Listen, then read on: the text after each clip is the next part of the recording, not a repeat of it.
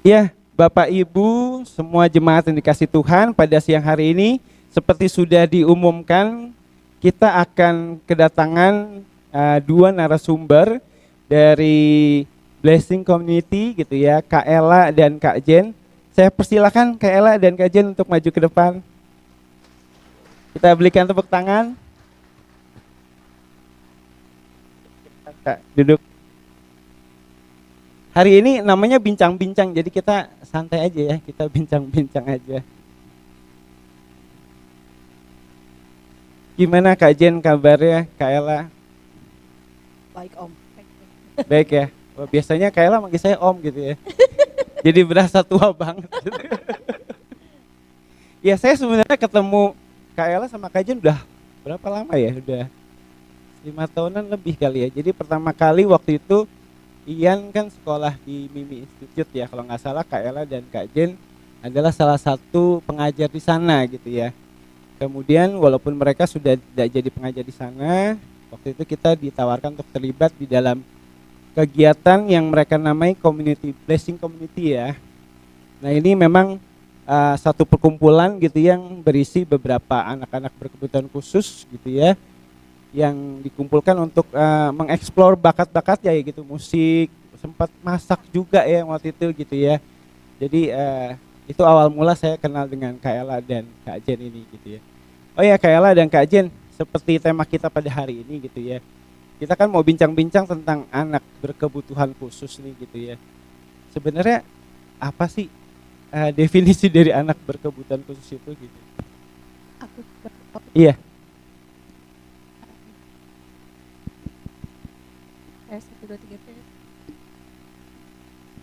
Ya, jadi anak berkebutuhan khusus itu sebenarnya anak yang secara signifikan itu berbeda dari anak berkebanyakan.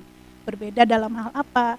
Dalam hal kognitif, dalam hal mental, dalam hal fisik, dalam hal psikososial, dalam hal sensori, sehingga hambatan-hambatan itu yang membuat mereka terhambat untuk mencapai fungsi kognitifnya, fungsi kemanusiaannya. Jadi memang secara teori seperti itu. Jadi mereka memang berbeda secara mental, fisik, sosial, emosional, sensori. Walaupun ada ahli yang mengatakan bahwa tidak semua anak berkebutuhan khusus itu menunjukkan ciri-ciri fisik tertentu yang bisa kita lihat secara kasat mata. Sehingga memang dalam penanganan anak berkebutuhan khusus, karena mereka memang mempunyai kebutuhan yang harus kita akomodasi, sehingga kita harus membuat sesuatu, kebutuhan itu dapat kita organize gitu ya, untuk menjadi sesuatu yang mereka bisa jalani dengan lebih baik. Kurang lebih seperti itu Om. Kalau di masyarakat saya juga sering dengar masalah disabilitas, difabel gitu ya. Sebenarnya beda nggak sih dengan anak berkebutuhan khusus gitu ya, difabel, disabilitas? Ya, jadi kalau zaman dulu Om, anak berkebutuhan khusus tuh sering dilabel dengan anak bodoh gitu ya. Lalu bahkan ada yang bilang anak cacat, anak dengan sesuatu yang luar biasa. Itu sudah pergeseran nilai-nilai itu sudah tidak boleh lagi kita labelkan kepada mereka. Jadi saat ini yang dipergunakan adalah istilah untuk anak berkebutuhan khusus itu istilah disabilitas dan difabel. Ada perbedaan pengenaan dua istilah ini Bapak Ibu. Kalau di disabilitas merujuk pada dis itu kan tidak mampu, able itu mampu. Berarti mereka tidak mampu. Tidak mampu apa? Secara karakteristik yang nanti mungkin akan lebih dalam belajar ya. Mungkin tidak mampu berjalan, tidak mampu mengikuti pendidikan secara normal. Memang mereka dikategorikan tidak mampu. Itu untuk istilah disabilitas. Lalu ada istilah yang kedua, difabel. Difabel itu dari kata different able. Kemampuan able itu kemampuan, different itu berbeda. Kemampuan yang berbeda. Mereka bisa tapi dengan kemampuan yang berbeda. Mungkin mereka bisa berbicara tetapi dengan kemampuan yang berbeda. Dengan apa? Dengan bantuan alat komunikasi, dengan bahasa isyarat. Lalu mereka tidak bisa berjalan nih seperti kita dengan kaki. Tapi mereka bisa loh berjalan dengan tongkatnya, dengan bantuan tongkat, dengan kursi roda. Jadi seperti itu. Perbedaan disabilitas dan difabel adalah pada pemaknaannya. Tergantung kita mau menggunakan yang mana. Kalau secara humanis memang akan lebih terdengar lebih baik kita menggunakan difabel, karena kita menganggap mereka mampu dengan kemampuannya. Tapi kalau kita mau menunjukkan hak-hak mereka, terutama di dunia internasional atau bahkan di dunia pendidikan, itu tidak lagi digunakan. Kita lebih banyak menggunakan disabilitas. Kenapa? Dengan menggunakan disabilitas, kita mengingatkan kepada masyarakat bahwa mereka memang mempunyai keterbatasan yang harus kita akomodasi. Kalau kita membiarkan mereka dengan kemampuannya tanpa kita akomodasi, tentunya mereka akan semakin tidak bisa mencapai target-target yang optimal. Jadi tergantung penggunanya mau apa. Dan biasanya sih kita bertanya juga sama orang yang kondisi memiliki kebutuhan khusus, kamu mau di label apa atau kamu mau disebut apa, disabilitas atau difabel. Jadi memang hanya dua istilah itu yang saat ini digunakan. Untuk istilah-istilah yang lain sudah tidak lagi digunakan, bahkan ketunaan itu pun saat ini sudah tidak lagi digunakan. Anak berkebutuhan khusus disabilitas gitu ya disebutnya ya. Kalau sudah besar ya. Kalau sudah besar, kalau di bawah 17 tahun kita masih menyebutnya anak berkebutuhan khusus. Tapi kalau sudah 17 tahun ke atas kita akan menyebut sebagai penyandang disabilitas. Iya. Gitu ya. Jadi memang buat advokasi lebih banyak kita memakai disabilitas karena itu lebih kuat untuk kita juga memahami teman-teman disabilitas dan juga ya balik lagi menyediakan apa yang mereka perlu seperti itu. Oke. Tadi dijelaskan juga gitu ya bahwa anak berkebutuhan khusus ini kan tadi ada yang mengalami hambatan fisik, secara ada yang mental gitu ya. Sebenarnya ada berapa macam sih sebenarnya kelompok kalau kita boleh kelompokkan gitu ya dari penyandang disabilitas ini atau anak berkebutuhan khusus ini? Kalau secara kelompok besar, Iya. anak berkebutuhan khusus itu ada 6 kelompok besar Om. Jadi ada yang pertama disabilitas intelektual, lalu yang kedua disabilitas fisik, lalu yang ketiga ada anak berkebutuhan khusus yang masuk dalam spektrum autis, yang keempat ada anak berkebutuhan khusus yang masuk dalam kelompok cerdas istimewa, bakat istimewa, lalu yang ke berapa tadi? 5 ya, 5 itu ada yang disebut disabilitas laras, jadi anak-anak yang mengalami gangguan sosial, lalu yang terakhir anak berkebutuhan khusus yang mengalami gangguan belajar atau learning disabilitas. Jadi memang ada 6 kelompok besar. Iya. Kalau boleh kita elaborasi lebih lanjut gitu ya, masing-masing ini mungkin gambaran yang kita bisa lihat di gejala-gejala bisa kita lihat secara visual gitu ya, seperti apa gitu Kak Jen ya. Jadi dunia disabilitas terutama anak berkebutuhan khusus ini adalah dunia yang sangat luas gitu ya Om. Jadi kalau kita mau bicara ciri-cirinya kita nggak bisa patok untuk bahwa satu anak disabilitas atau anak berkebutuhan khusus itu ciri-cirinya tuh gini-gini enggak. Tapi berdasarkan kelompoknya. Kalau dia disabilitas intelektual, kita biasanya melihat anak-anak ini kurang bisa mempelajari hal-hal yang abstrak.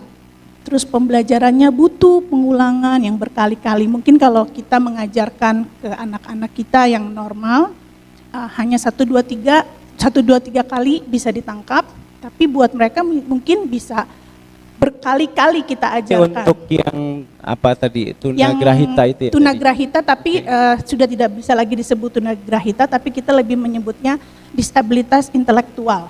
Memang gitu. Dulu disebutnya karena kita dulu tuh di pemerintahan ada 4 ketunaan ya, tunagrahita, tunadaksa, lalu ada tunalaras, ada tunawicara, tunarungu. Cuman beriringnya waktu secara humanis itu semua sudah tidak lagi digunakan.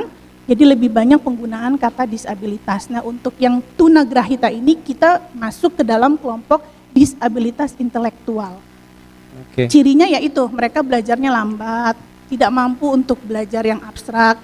Kalau dibuktikan secara IQ-nya itu di bawah 70, lalu belajarnya juga butuh pengulangan yang berkali-kali, dan dia hanya bisa belajar pada hal-hal yang nyata. Untuk yang abstraksi itu sulit sekali untuk mereka tangkap. Itu salah satu ciri dari karakteristik dari anak disabilitas intelektual.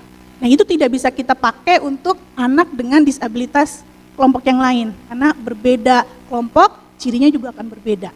Oke, jadi kalau dengan gejala ini ya memang secara intelektualnya terbatas gitu ya. Dan itu istilahnya. dibuktikan biasanya dengan tes IQ. Tes Gitu IQ-nya. ya, karena Biasanya nanti IQ di angka berapa tuh? di ya, bawah masuk? 70 ke bawah Di itu bawah sudah 70. masuk dalam kelompok disabilitas intelektual. Nanti dikelompokkan lagi dari 30 sampai 50 itu masuknya sedang, dikelompok-kelompokkan lagi tuh Om. Kalau ini biasanya di semua aspek, jadi dia rendah gitu ya, tidak ada yang menonjol di aspek tertentu, misalnya daya ingatnya lemah gitu ya, lama, tapi ada misalkan di pelajaran matematik, oh lumayan bagus gitu, itu beda ya, bukan? Kalau Masuk di ini ya? kelompok disabilitas intelektual yang paling lemah itu di kemampuan akademik, karena tadi dibilang Akademik kan justru ya? dia Oke. tidak mampu mempelajari hal-hal yang abstrak, kurang Oke. mampu. Mempelajari hal-hal yang real, nyata itu jauh lebih mudah. Jadi maksudnya yang dipraktekkan gitu ya? Di hal-hal betul-betul yang kayak praktek. belajar masak, Oh, olahraga, keterampilan gitu ya? keterampilan, mereka jauh lebih mudah untuk mempelajari itu karena itu real, nyata kita ajarinnya. Tapi kalau udah matematika atau hal-hal yang abstrak yang bersifatnya akademik, mereka sulit sekali untuk Oke. menangkapnya. Bersifat pemahaman gitu. Pemahaman Ya, gitu kayak ya? kita oke. bisa memahami tentang Tuhan. Kalau kita mungkin bisa memahami Allah yang Trinitas, serta Allah yang lain gitu ya. Maksudnya kita bisa memahami tentang Tuhan secara lebih mendalam. Tapi dengan anak-anak yang mengalami disabilitas intelektual, kita lebih menyederhanakan buat anak itu memahami bahwa Tuhan itu ada, Tuhan itu baik, ciptaan Tuhan apa saja, seperti itu. Jadi pemahaman yang real, yang nyata. Kalau Trinitas itu kan kita saja yang tidak disabilitas terus belajar ya tentang Allah, tentang Trinitas. Nah, tapi buat anak-anak nggak bisa tuh kita wajibin harus tahu Allah Trinitas itu seperti apa, tidak bisa. Tapi kita mau mengajarkan kepada mereka tentang Tuhan, kita mengajarkan dari yang real, dari yang nyata, seperti itu. Real dan dapat dirasakan oleh mereka. Yang dekat dengan mereka. dengan dirinya itu kita ajarkan ke mereka. Oke. Kalau yang kedua tadi ada kelompok yang kedua ya. Kelompok yang kedua tuh kalau nggak salah mental ya tadi ya. Mental, disabilitas intelektual, Ya. tunagrahita itu satu kelompok. Oh, satu kelompok, istilahnya aja. Hanya sekarang yang lebih dipergunakan adalah disabilitas intelektual. Oh, oke. Kalau yang kelompok yang kedua ini Kak, yang tentang ABK dengan kelalaian fisik ini maksudnya yang tunanetra dan sebagainya itu ya? Yang kelompok kedua itu anak berkebutuhan khusus dengan disabilitas fisik atau yang dulu kita kenal dengan tunadaksa. Jadi kalau Bapak Ibu pernah kenal sekolah PAC itu untuk anak-anak dengan tunadaksa. Tapi balik lagi istilah ketunaan itu sudah tidak lagi dipergunakan. Kenapa? Kalau kita melihat dalam bahasa Kamus Bahasa Indonesia, tuna itu kan artinya afkir. Masa sih ciptaan Tuhan ada yang reject, ya kan? Iya. Jadi sudah tidak lagi dipergunakan. Kita manusia ini sempurna adanya, Tuhan ciptakan dengan begitu unik sehingga pendidikan dan pemerintah saja sadar bahwa ketunaan ini sudah tidak bisa lagi kita pergunakan. Jadi yang lebih banyak dipergunakan adalah kata disabilitas. Nah, untuk yang disabilitas fisik ini dia ada 3 kelompok di dalamnya. Ya. Ada yang karena kelainan ortopedi, sistem ortopedi itu tulang. Cirinya di mana mungkin anak terlahir tidak ada salah satu tangannya atau terlahir tidak ada kakinya. Kalau Bapak Ibu ingat Nick Fujiji, ya kan kakinya tidak sempurna ya. Itu kalau bisa kita kelompokkan dalam disabilitas fisik, dia masuk ke dalam disabilitas fisik karena ortopedi. Baik itu karena lahir memang Tuhan ciptakan seperti itu, atau karena satu kondisi dia harus diamputasi sehingga salah satu kakinya hilang atau salah satu tangannya hilang, seperti itu. Lalu ada kelompok yang berikutnya adalah disabilitas netra atau kita lihat kita kenal dengan buta. Lalu disabilitas rungu kita kenal dengan bisu tuli, seperti itu Om. Jadi di 3 kelompok disabilitas fisik itu ada yang karena ortopedi, karena memang karena fisiknya, neurologinya bermasalah, dan karena ada yang memang sistem ototnya yang bermasalah. Kalau yang secara sistem neurologinya itu kita kenal pada anak-anak cerebral palsy atau anak-anak dengan kelumpuhan pada otaknya. Ada otaknya. Ada otaknya, ya. Oke. mungkin kalau bisa ditampilkan foto-fotonya akan lebih jelas. Oke, mungkin sudah dipersiapkan juga ya foto-fotonya, boleh ditampilkan. Jadi tadi kalau kita pandangan, pendengaran gitu ya sama secara fisik gitu, tapi ada juga yang lumpuh dari otak. Kalau otak tuh hampir keseluruhnya mempengaruhi berarti. Kalau otak itu tergantung tingkat kerusakan otaknya itu pada area mana. Oke. Ada yang memang mengenai kognitif, ada yang memang mengenai ini anak-anak cerebral palsy, ada yang mengenai fungsi gerakannya, ada yang mengenai fungsi bahasanya, ada yang mengenai fungsi kemampuan akademiknya. Jadi tergantung kelumpuhannya itu mengenai area otak yang bagian mana. Nah ini kalau Bapak, ini Bapak kelompok cerebral palsy itu berarti kelumpuhan otak gitu ya, maksudnya pengaruhnya di otak ya. Jadi cerebral itu otak, palsy itu lumpuh. Jadi otaknya mengalami kelumpuhan yang permanen, dia tidak bisa mengalami perbaikan seperti itu. Bedanya dengan ortopedi tadi otaknya masih normal tapi cuma badannya aja gitu ya. Kalau ortopedi lebih kepada organ tubuh Om. Organ Jadi tubuh aja. salah satu tangannya tidak ada, kakinya tidak ada, tapi kalau yang intelijensia dan ini mungkin tidak terpengaruh gitu itu ya. tidak terpengaruhi. Tapi kalau yang pada cerebral palsy atau disabilitas fisik karena neurologis, itu kelompok di dalamnya ada yang diagnosanya cerebral palsy. Mungkin bisa ditampilkan lagi gambar selanjutnya, ini cerebral palsy. Di cerebral palsy pun ada pembagian letak hambatan gerakannya. Selanjutnya mungkin next. Ini ya next. Nah, ini tipe-tipe dari anak yang mengalami kondisi kelumpuhan otak, dia bisa mengenai hanya salah satu tangannya aja yang tidak bergerak, jadi dia disebut monoplegi. Lalu ada yang disebut setengah bagian tubuhnya yang mengalami hambatan atau hemiplegi. Lalu ada yang berat bagian bawahnya. Lalu ada yang total body. Itu semua anggota geraknya terkena hambatan. Jadi kalau tipe dari cerebral palsy ada 4, ada yang diplegi, ada yang hemiplegi, ada yang monoplegi, dan ada yang tetraplegi atau semua anggota tubuhnya mengalami hambatan pergerakan. Jadi intinya kalau yang disabilitas fisik itu pasti hambatannya pada pergerakannya. Oke, cerebral palsy ini kalau otaknya masih bisa berpikir akademis itu masih bisa nggak? Balik lagi Om, tergantung terkenanya di area mana, karena otak itu kan ada fungsi-fungsinya ya, fungsi temporal untuk apa, fungsi sebelah sini untuk apa, sebelah sini untuk apa, tergantung. Tapi memang yang paling banyak terkena itu di fungsi pergerakannya. Ada anak-anak murid saya, anak dengan cerebral palsy, dia bisa sampai universitas. Di UPH dia sekolah dengan kemampuannya. Jadi itu tapi semua secara fisik terhambat semua gitu secara ya? fisik terhambat. Dia duduk di kursi roda dan bisa dibilang total body ya, karena pergerakan tangannya pun terbatas. Dia mengerjakan tugas itu dengan laptop dan itu hanya dengan satu tangan dia ketik. Tapi gitu. secara kognitif dia bisa sampai masih bisa walaupun secara verbal kalau ngomong terbata-bata.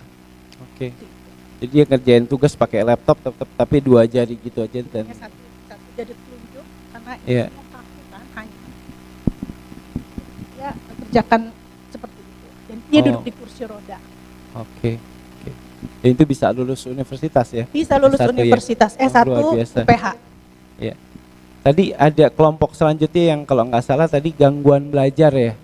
Gangguan belajar nih yang termasuk di situ apa aja sih biasanya? Kalau gangguan belajar nih kadang secara fisik nggak kelihatan nih Om, tampilannya seperti moderate, seperti anak-anak biasa. Hanya nanti pas terlihat di bangku sekolah, kelihatan tuh pada saat mempelajari sesuatu hal dia mengalami kesulitan. Nah di dalam gangguan belajar itu kelompok yang termasuk learning disabilities itu anak-anak yang ADHD, ADD, lalu ada yang gangguan menulis, ya kesulitan untuk menulis atau tulisannya nggak bisa dibaca, tulisannya besar-besar, ada yang gangguan berhitung, ada yang gangguan membaca. Itu di kelompok learning disabilitas atau anak-anak yang mengalami hambatan dalam belajar. Oke, ini termasuk kalau masalah disleksia segala macam itu masuk di sini juga nggak sih, Ya, Kak? disleksia itu masuk di dalam kelompok gangguan belajar. Oke. Disgrafia itu gangguan menulis, disleksia itu gangguan membaca, dysnumerik itu gangguan untuk berhitung, kesulitan untuk mengerti lambang-lambang matematika, kesulitan untuk menjumlah, mengali, dan lain sebagainya yang berkaitan dengan matematika. Kalau dari anak-anak yang Kak Jen atau Kak Ella hadapi gitu ya, yang paling sering terjadi sebenarnya gejala-gejala yang mungkin tidak terlalu ringan, tidak terlalu berat gitu ya, tetapi sebenarnya mengalami gangguan gitu ya, biasanya gimana nih, Kak? Jadi misalkan mungkin kalau orang tua biasa mungkin nggak bisa lihat, oh anak saya nggak apa-apa, cuma dia agak bodoh aja gitu ya, tetapi sebenarnya kalau kita teliti lebih lanjut ternyata dia sebenarnya ada gangguan belajar sehingga dia menyebabkan prestasinya kurang gitu. Biasanya yang sering dihadapi apa sih di dalam kelompok selama ini? disabilitas, learning disabilities atau kesulitan belajar itu yang contoh lebih dekatnya aja itu kita lihat anak ADHD dan ADD. Apa sih itu, ADHD Kak? itu ya kan attention deficit hyperactive disorder. Jadi kalau ADHD ada hiperaktifnya, kalau ADD hanya attention deficit disorder. Jadi anaknya kurang perhatian. Nah, pada anak-anak yang ADHD, energi mereka sangat berlebih tuh, Om. Maunya lari-lari ke sana kemari gitu. Kadang-kadang itu di label tuh sama guru-guru sekolah normal, anaknya nggak bisa diem, ngeganggu gitu ya, mengganggu kelas. Padahal ada kebutuhan yang harus dipenuhi, hiperaktifnya itu yang harus kita salurkan supaya dengan ketika energinya disalurkan dengan lebih terarah, fokus atensinya bisa tercapai dan dia bisa belajar lebih mudah. Lalu kalau yang ADD, attention deficit disorder, anaknya ini berbeda dengan yang tadi ADHD. Kalau yang di ADD dia tidak ada hiperaktifnya, tapi hanya atensinya saja yang slow banget. Jadi kalau gurunya ngomong apa diem aja seperti itu. Nah ini juga mengalami hambatan untuk belajar, sehingga guru kadang tuh melabel anaknya bodoh gitu ya, label Lemot gitu lemot. ya. Nah, padahal sebenarnya ada kebutuhan yang harus diakomodasi oleh guru. Kenapa sih anaknya nih kok nerima pembelajaran satu arah diem aja seperti itu. Itu yang di sekolah-sekolah sering ditemui, atau di kesulitan menulis. Suruh nulis satu buku tulis ditulis semua. Nah, atau suruh membaca B sama D kebalik-balik. Seperti itu. Terus nggak bisa nih, kenapa sih membedakan angka 17 sama angka 71 balik-balik mulu? Di situ ada hambatan dalam belajar. Dan itu kebanyakan memang ditemui ketika anak sudah masuk dalam bangku sekolah. Bangku sekolah gitu. Ya, jadi nggak bisa misalnya kita lihat nih ya, dari lihat kasat mata gitu langsung kita bisa memahami bahwa dia ada disabilitas intelektual. Pastinya kita temui saat kita sudah belajar bersama dengan dia, sudah beraktivitas lebih dalam dengan dia. Ya seperti yang tadi kata Kak Jen, saya juga secara pengalaman pernah berjumpa dengan anak yang ADHD, itu memang seperti yang tadi kata Kak Jen, harus terkuraskan tenaganya supaya dia duduk diam. Jadi waktu itu anak yang saya pegang itu di salah satu sekolah masih umur 9 apa 10 gitu ya. Jadi ya dia loncat-loncat terus, Om. Saya kan nggak mungkin ngikutin loncat-loncat ya, bisa tang mehek-mehek saya loncat-loncat.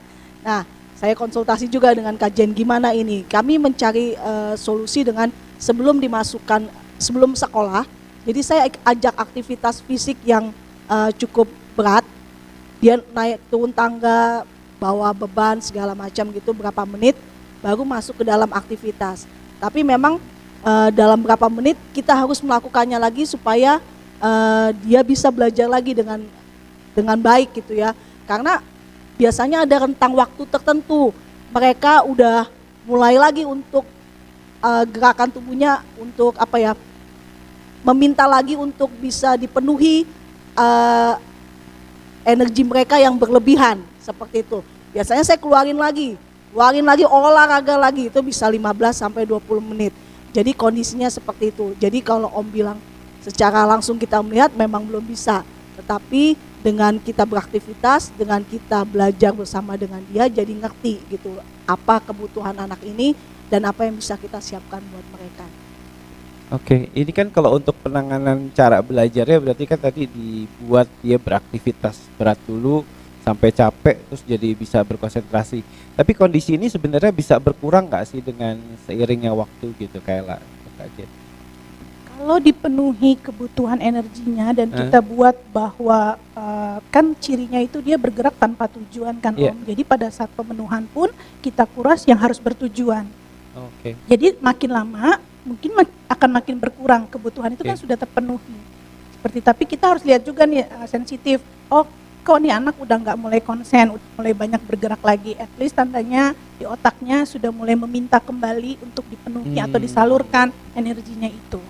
Berarti dengan terapi gitu ya, ada terapi tertentu lah ya untuk bahkan itu. Pernah tuh Om kami di salah satu gereja kami membuat ibadah untuk anak-anak berkebutuhan khusus.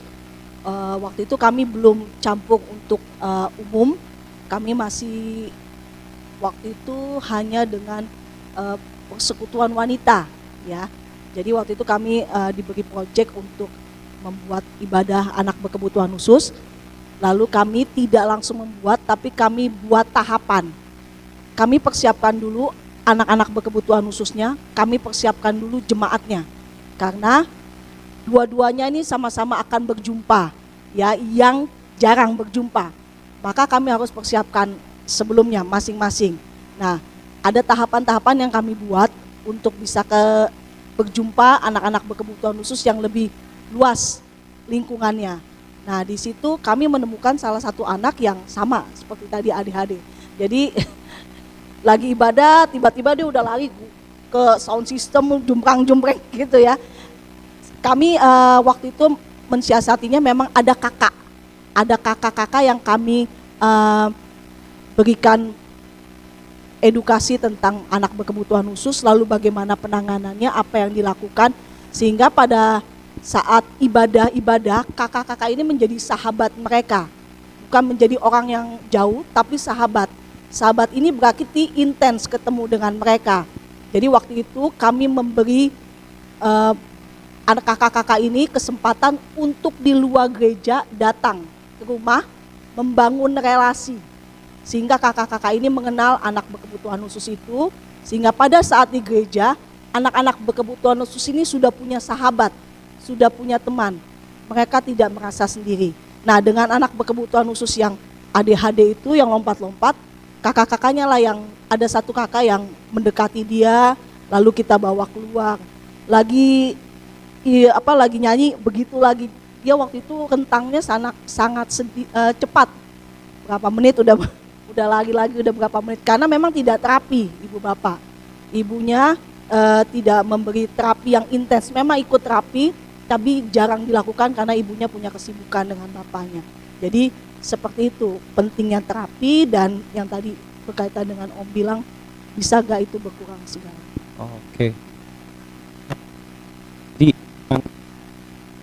peran terapi ini sangat penting pastinya ya, frekuensinya, terus terapi yang tepat juga gitu ya. Oke, tadi kalau masih ada dua kelompok lain ya yang berkaitan dengan kelompok ABK gitu ya, anak berkebutuhan. Yang kelima kalau saya tentang autisme ya. Masuk dalam spektrum autis dan anak dengan cerdas bakat istimewa, lalu ada disabilitas laras. Jadi kalau autis itu kelainan yang sangat kompleks yang menyangkut pada sistem sarafnya, sehingga dia memiliki hambatan dalam berkomunikasi. Secara psikososial dia terhambat, secara sensori terhambat, secara berinteraksi dengan satu dengan yang lain, anak ini terhambat. Jadi gangguan perkembangan yang sangat kompleks kalau di autis. Secara fisik mungkin nggak kelihatan, maksudnya tidak ada gangguan dalam pergerakan tubuhnya, tapi begitu masuk dalam komunikasi itu akan terlihat, atau dalam interaksi dengan satu dengan yang lain akan terlihat. Cirinya yang paling terlihat sih pasti menghindari kontak mata dengan kita. Anak-anak autis itu cenderung memang karakteristiknya dia tidak mau berkontak mata dengan kita, dan lebih suka menyendiri, lebih suka bermain sendiri. Kadang-kadang bermainnya juga nggak ada tujuan. Kalau mobil-mobilan harusnya main layaknya anak bermain mobil-mobilan, anak autis hanya diputer-puter atau bahkan ini bisa digini-giniin. Karena memang fungsinya itu terganggu, fungsi bermainnya juga terganggu di spektrum autis. Oke, makanya di masyarakat kita sering jadi guyonan tuh ya, autis lu gitu ya, kalau dia suka menyendiri, suka apa gitu ya, dibilang autis. Mudah sekali ngomong autis, tapi sebenarnya autis kompleks gitu ya. Kalau kita Perkembangan bisa lihat. yang sangat kompleks karena dia kena di semua lini perkembangan individu. Ya, ini ada skalanya nggak sih sebenarnya? Orang kan menyebutnya spektrumnya atau skalanya gitu, ringan, berat gitu. Kalau dibilang skala berat ringan tidak ada Om, tapi Oke. spektrum autis itu seperti rumah besar. Nah, di dalamnya itu akan ada diagnosa-diagnosa lagi. Ada PDD-NOS, ada Asperger, ada banyak sekali diagnosanya itu. Dan yang berhak menentukan bahwa anak ini masuk ke dalam golongan PDD-NOS, ke dalam Asperger syndrome itu dokter. Dan mereka punya alat sendiri untuk ada ciri-cirinya, oh ini anak ini akan diukur gitu, oh ini ada, ini tidak ada, skornya segini berarti ke sini. Jadi kalau dibilang berat, ringan, untuk di autis sih tidak ada, tapi Tidak ada. pengelompokan diagnosanya yang lebih terlihat di sana. Oke. Kalau dari anak-anak yang kasus seperti ini, Kalau autis semakin ke sini semakin banyak anak-anak yang kira-kira didiagnosa. kenapa tuh Kak? Kalau menurut Kakak? Sampai saat ini penelitian ilmiah belum menentukan penyebabnya apa. Hanya yang paling banyak sering didengungkan itu gaya hidup, pola hidup. Nah, itu yang seringkali menyebabkan gangguan pada saat kehamilan, yang menyebabkan pada saat pembentukan syaraf itu terganggu di kondisi anak yang terlahir atau nantinya terdiagnosa autis, atau pada saat ibu yang lagi merenovasi rumah lalu bau cat gitu Om, tidak sengaja terhirup, itu juga bisa merusak kondisi janin. Atau sekarang kan wanita sering sekali ke klinik kecantikan ya, bukan saya melabel itu tidak boleh, tapi banyak kadang-kadang bahan-bahan kimia yang masuk ke dalam tubuh itu juga bisa, menurut penelitian bisa menyebabkan, tapi penyebab pastinya sampai saat ini sih belum tahu ya, belum, apa ya, ya. belum tahu. Dari jemaat jangan khawatir, nanti akan ada sesi tanya jawab juga ya. Jadi kalau sampai sejauh ini, wah saya mau tanya ini itu, silakan dikumpulkan aja gitu ya, ditulis dulu, nanti ada sesi tanya jawab buat kita semua gitu. Oh ya, yang terakhir ya, tadi saya agak tertarik ya yang dibilang anak yang jenius ya tadi, atau Ya, cerdas, istimewa, bakat nah kok itu istimewa. bisa dikelompokkan sebagai anak berkebutuhan khusus juga, kenapa ya Kak ya? Biasanya kita malah bangga tuh kalau anaknya jenius gitu ya. Ada kelompok anak berkebutuhan khusus dengan saya bilang label cerdas, istimewa, bakat istimewa, atau yang dibilang gifted. Ciri-cirinya IQ-nya di atas 130. Kenapa dia dimasukkan ke dalam kelompok anak berkebutuhan khusus? Karena Om bisa bayangkan kalau orang itu sangat pintar, kita bandingkan apple to apple ya dengan anak usia 6 tahun, tapi IQ-nya katakan 150.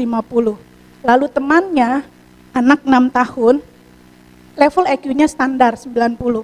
Bisa bayangkan Om jedah pemikirannya, sehingga itu yang membuat anak ini sebenarnya harus diakomodasi lebih. Kadang-kadang dia tidak nyambung dengan temannya, karena kan ngomongnya udah terlalu tinggi.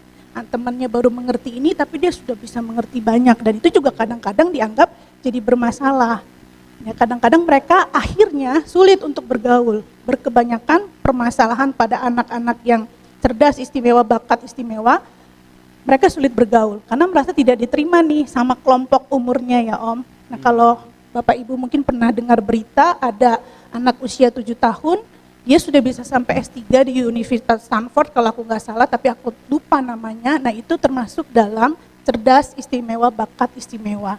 Atau kalau yang bakat, dia punya kemampuan bakat, anak umur 7 tahun tapi kemampuan bermain pianonya misalnya sudah seperti maestro. Nah, itu dia punya gifted tersendiri itu yang ya, Tuhan saya pernah kasih. lihat di salah satu YouTube channel gitu ya, kalau nggak salah Big Shot gitu ya, New Big Shot itu, yang ada anak orang tuanya umur 4 tahun kalau nggak salah, Kevin Lee ya kalau nggak salah namanya, itu umur 4 tahun, orang tuanya baru saja beli piano dan dia bisa copying the music.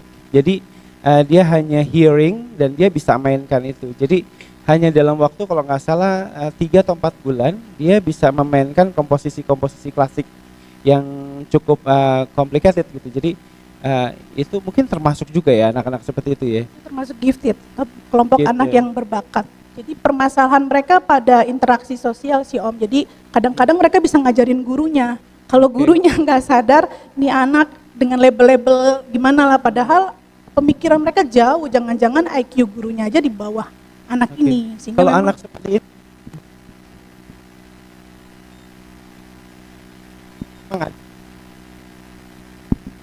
mereka tidak dalam bentuk terapi, tapi biasanya dalam pendampingan psikolog untuk bagaimana kita lingkungan mengakomodasi kemampuannya yang luar biasa sehingga mungkin program akselerasi sekolah itu langsung dinaikkan ke tingkat yang jenjang pendidikan lebih tinggi, itu mungkin dimungkinkan, tapi tanpa juga melupakan dari sisi bahwa mereka juga tidak boleh merendahkan orang yang ada di bawah kemampuan mereka. Jadi memang pendampingannya itu lebih kepada psikisnya, karena memang permasalahannya lebih banyak di interaksi sosial kalau pada anak-anak gifted itu. Ya itu pengalaman yang kami baru temui juga. Kami baru menemukan seorang pemuda yang kalau ngobrol, ya anak kok ngomongnya tinggi banget ya. Sampai ngobrol sama saya sendiri, awalnya juga saya, ya anak kenapa agak dijauhi sama teman-temannya ya, kok nggak ada yang mau main gitu. Terus saat kami ngobrol-ngobrol dengan teman-teman yang lain, kenapa? Aduh kak, ngomongnya tinggi banget katanya gitu. Pada saat kami ada kegiatan bersama, kami ngobrol, memang sih ngomongnya tinggi banget. Sampai dia ngomong ke saya karena saya menciptakan lagu gitu, dia ngomongnya, kak permisi ya, saya mau bertanya apakah saya boleh memakai lagu kakak. Panjang banget kan ibu bapak ya. Biasanya kan kalau kita kak gue boleh pakai lagu lo gak gitu kan ya, ini enggak, panjang. Apakah saya boleh memakai lagu kakak untuk nanti dibuat video dalam retret, pokoknya panjang. Sampai ini maksudnya apa sih? Oh iya boleh. Oh ternyata seperti itu. Jadi memang untuk anak-anak yang seusianya yang tadi kayak Kak Jen bilang, ya mungkin udah lebih langsung, ini orang ngomong apa sih? Mungkin kalau kita yang orang tua lebih bisa menahan diri ya, untuk bisa mencoba memahami, oh dia maksudnya ini. Tapi kalau kita bayangkan di usia yang sama, pasti kan anak-anak kita juga langsung ada yang menarik diri, ih ngomongnya nggak modern banget sih gitu ya, nggak gaul banget seperti itu. Jadi yang tadi Kak Jen bilang bahwa lebih banyak di masalah sosialnya seperti itu. Oke. Begitu banyak ya, maksudnya kelompok. Saya yakin juga mungkin belum semua juga diceritakan begitu ya. Tapi mungkin saya tertarik ingin bertanya seperti ini. Jadi anak-anak berkebutuhan khusus gitu ya yang mengalami hambatan mental gitu, fisik, apalagi mungkin yang memiliki hambatan komunikasi terbatas atau mungkin sulit berkomunikasi.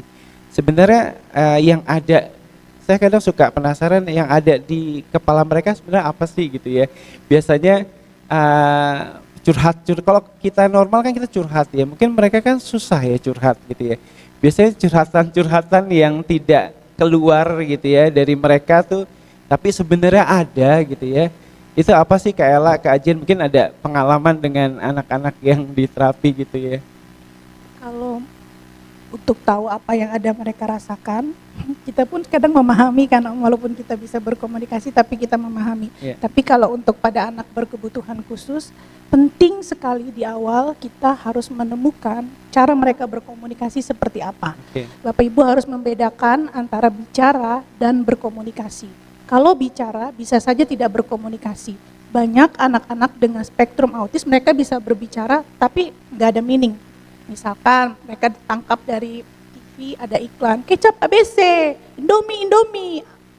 Mereka bisa bicara but no meaning. Tapi kalau komunikasi sesuatu di mana dua orang saling mengerti.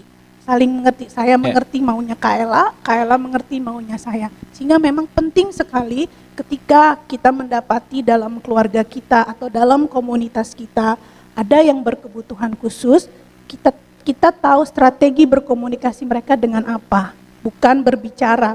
puji Tuhan kalau mereka ada pada tahap perkembangan mereka bisa sampai berbicara. Tapi ada pada tahap di mana memang secara prognosa sudah tidak bisa untuk berbicara secara verbal. Sehingga memang perlu digarap kemampuan berkomunikasi mereka dengan metode apa.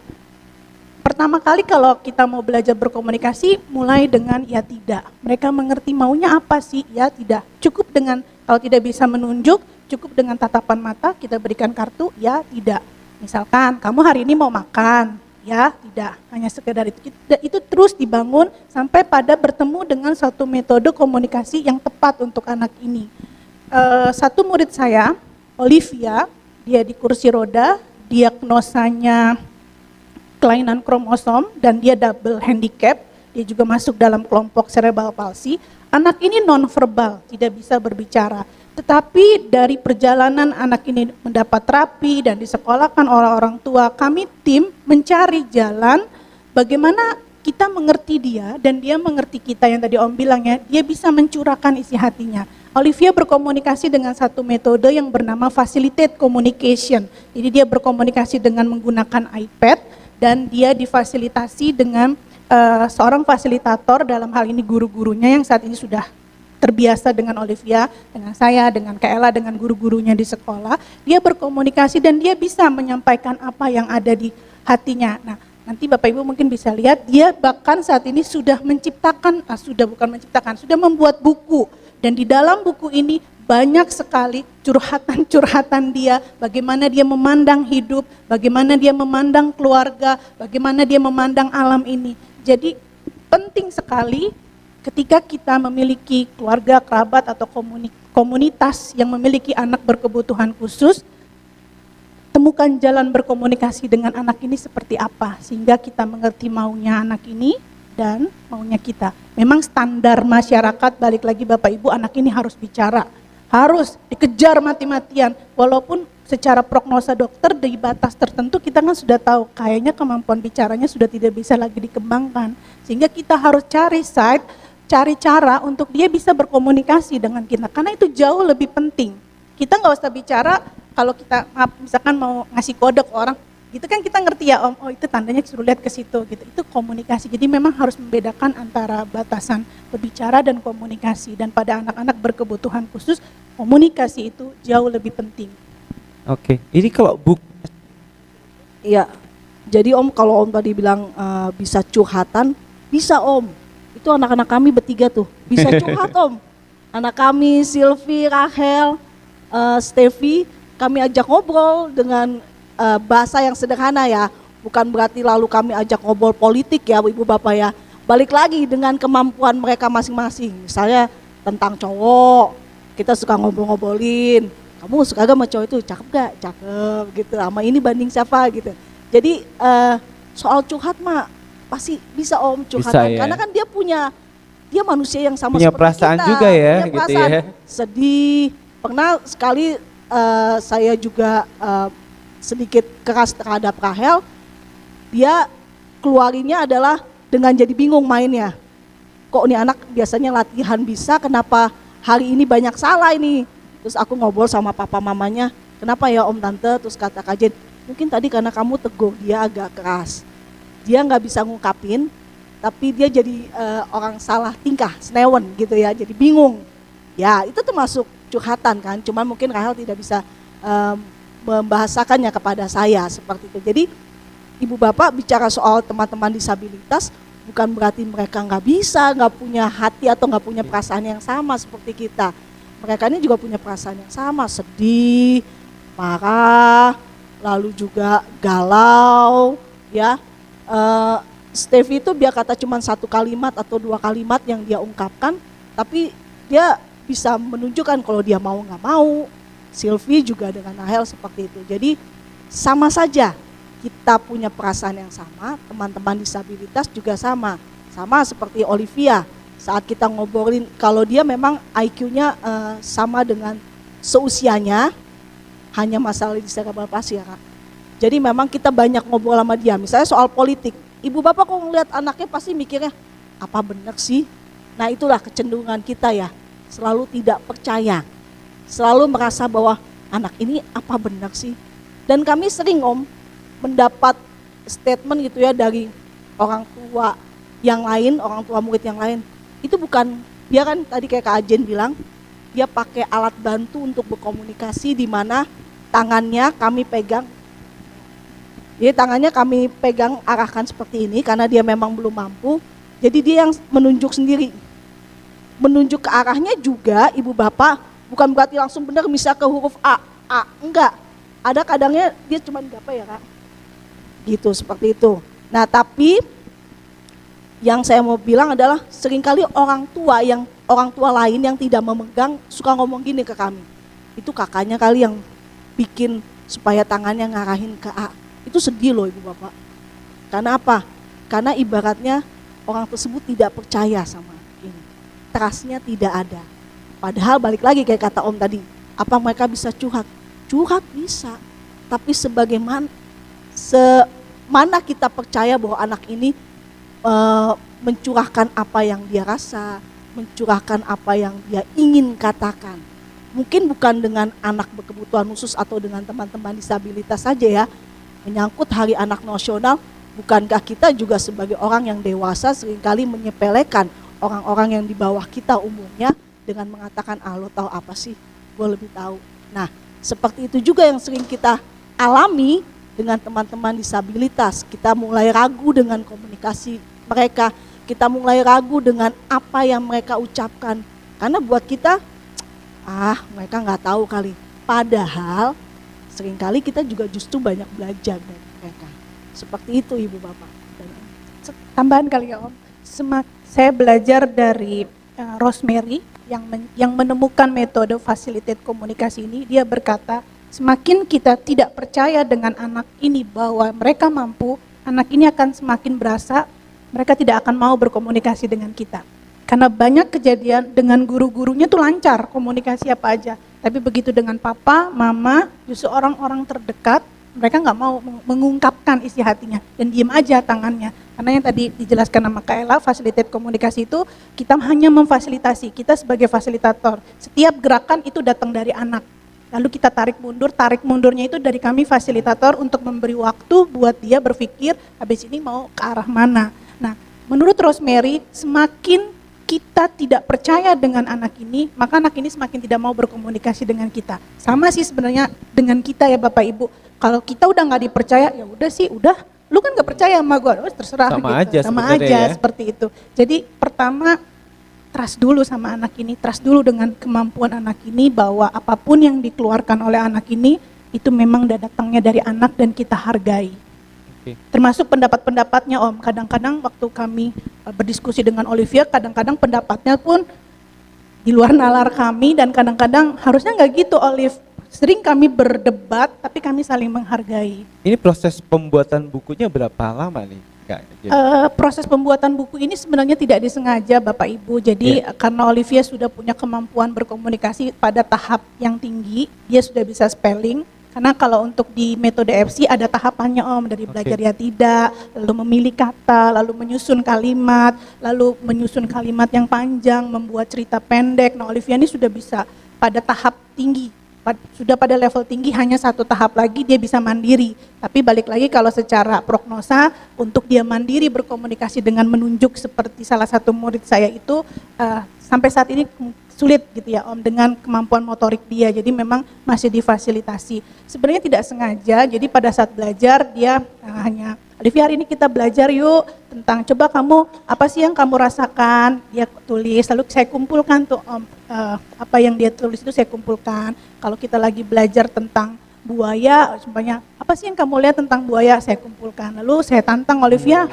puisi-puisi kamu bagus loh, mau nggak buat buku? Biar jadi berkat, saya bilang gitu, biar orang lain bisa melihat bahwa orang dengan kondisi terbatas itu bisa menghasilkan karya dan dia mau Om. Jadi mulai sejak itu kurang lebih setahun lah dari puisi-puisi yang sudah terkumpul, kami kumpulkan, lalu dia menceritakan bagaimana perjalanan dia, karena kan Bapak Ibu jangan salah ya, anak-anak berkebutuhan khusus ini dia hanya menangkap, tidak pernah mengeluarkan kan. Jadi apa yang dia lihat, apa yang dia rasakan, Ditangkap itu semua, hanya ya. ditangkap semua. Bahkan dia hafal bagaimana waktu kecil dia dirawat di rumah sakit, lalu siapa yang mendampingi dia, bagaimana respon orang tuanya, dan waktu saya konfirmasi ke orang tuanya, benar ya Bu, itu semua benar. Jadi seperti itu. Jadi jangan dianggap bahwa anak-anak dengan berkebutuhan khusus ini nggak ngerti apa-apa. No, mereka mengerti dan mereka tangkap itu semua. Suatu saat ketika jalan komunikasinya terbuka, itu akan keluar semua gitu semuanya. ya. Olivia juga bisa bikin lagu, Kayla yang mengajarinya seperti itu. Jadi memang kalau proses pembuatan bukunya kurang lebih 1 tahunan Om.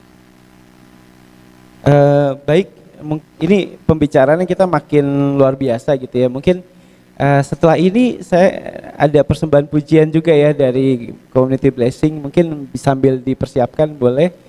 Dan saya yakin salah satu yang sangat penting untuk anak-anak berkebutuhan khusus adalah pendampingan orang tua dan dukungan orang tua. Oleh sebab itu saya mau undang ada 2 orang tua yang mendampingi anak-anak berkebutuhan khusus. Yang pertama mungkin Pak David. Boleh Pak David? Pak David ini ayah dari Rahel ya. Rahel tadi yang baju kuning ya? Berdiri Rahel. Nah ini saya bersyukur nih mempunyai papa tercinta yang sangat support Rahel gitu ya. Pak David, boleh Pak David boleh dibantu disediakan tambahan kursi?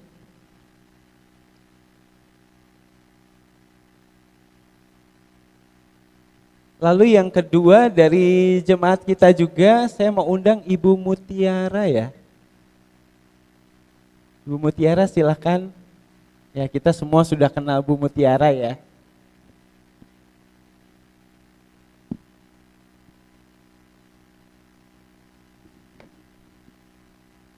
Iya Pak David, Bu Mutiara, kita mengucapkan terima kasih Pak mau ikut bincang-bincang kita pada siang hari ini gitu ya.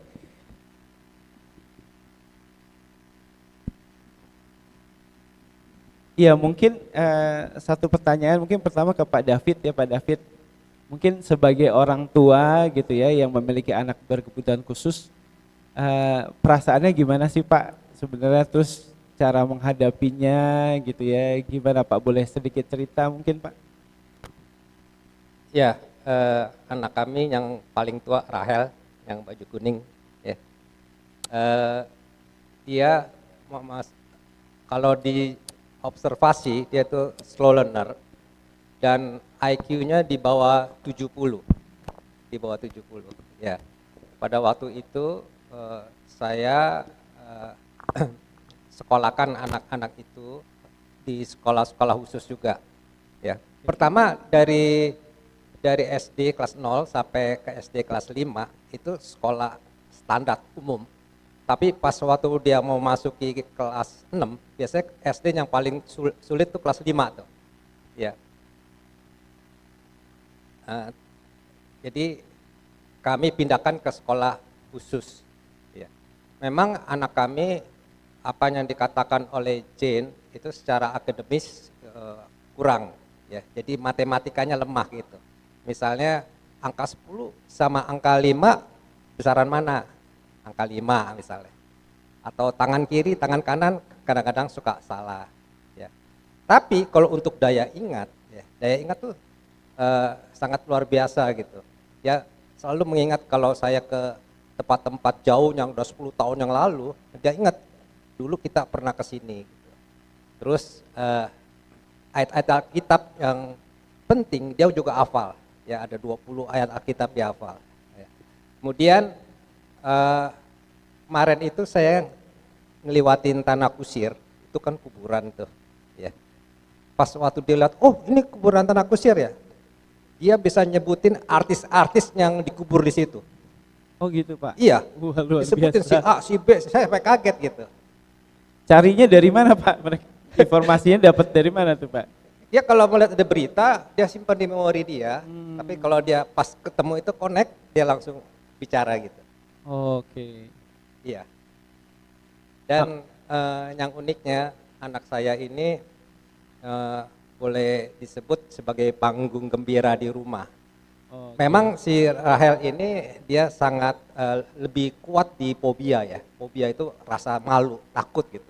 Jadi kalau kesini kenal bapak dan ibu pasti dia diem. Tapi kalau dia udah kenal itu dia lebih agresif bicara, ya kan. Nah, jadi seperti Putri malu Pak. Kalau udah di luar rumah, kalau dia nggak kenal pasti dia malu. Ya. Tapi saya juga kaget si Rahel ini punya humor kelas tinggi, ya humor kelas tinggi. Ketika saya dengan ibu sering ribut mulut, namanya keluarga sih ribut mulut sih sering dah ya ribut mulut. Tiba-tiba si Rahel bawa Alkitab, ya dia bawa Alkitab, terus dia buka satu firman yang tadi Pendeta Made bicara, ya. Hai istri, tunduklah kepada suamimu. Hai suami, kasihlah kasih. Jadi saya juga kaget ya bisa bicara gitu. Dan terus terang aja saya juga tipe orang yang sangat serius ya. Jadi kalau di rumah saya sering tingkatkan gitu. Pa, senyum, senyum, senyum. Muka jangan berkerut-kerut. Muka jangan berkerut-kerut gitu. Jadi waktu saya pulang dari kantor ya, memasukin mobil garasi, dia tuh ngeledek saya Pak. Muka dia dikerutin gitu ya, kerutin terus buka garasi begitu. Terus suatu saat dia ngomong sama mamanya, "Mah, di sini ada dokter nggak Mah ya?" "Dokter apa?" "Itu kerutannya papa dioperasin Mah supaya bisa halus," katanya. Jadi humornya saya tinggi ya, suka bercanda berarti. Humornya tinggi. Iya, kalau saya lihat Pak David nih happy sekali ya menghadapi Rahel gitu ya. Ini apakah memang dari awal dihadapi dengan senang hati gitu ya, atau ada momen di mana wah berat nih gitu ya, tapi terus ada turning back-nya gitu ya, jadi bisa lebih menerima dan menjalani dengan sukacita gitu Pak? Kalau saya lihat kalau seorang keluarga ya, mempunyai seorang istri yang sangat cantik, ya, terus punya anak-anak yang pinter semua, terus rumahnya juga mewah, mobilnya juga banyak, hartanya berlimpah gitu ya. Itu belum tentu bahagia, tapi juga bisa bahaya. Ya. Tapi ketika keluarga itu ada duri di dalam rumah tangganya, pasti keluarga ini merapatkan diri bagaimana supaya kami bersama-sama anak kami berkebutuhan khusus ini bisa melewati badai gitu. Ya banyak doa. Ya. Jadi setiap saat kami berdoa. Dari pagi, siang, malam gitu ya. Tetap kami berkomunikasi dengan Tuhan supaya kami kuat menghadapi semua itu. Puji Tuhan. Oke, mungkin selanjutnya untuk Bu Mutiara nih, Bu Mutiara. Gimana nih kalau jemaat kita sudah tahu semua, kenal Bu Mutiara, situasinya gitu ya Bu. Ibu kalau boleh cerita sedikit ya Bu, gimana sih perjuangan Ibu gitu ya menghadapi anak berkebutuhan khusus yang Ibu miliki pada saat ini? Terima kasih.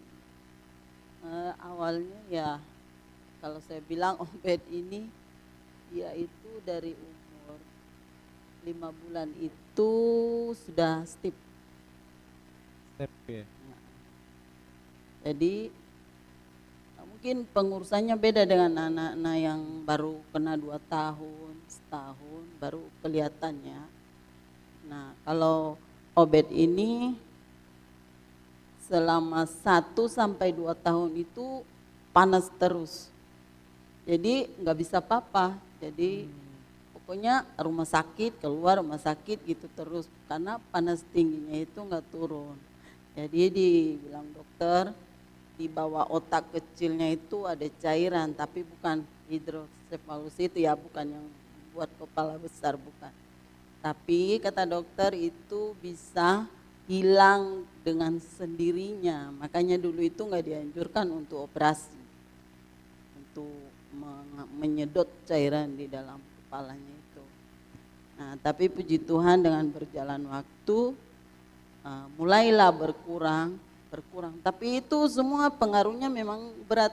Dia susah berjalan, belum langsung bisa berjalan, belum bisa berbicara. Kalau anak-anak 1 tahun 2 tahun kan udah bisa jalan, udah bisa berbicara.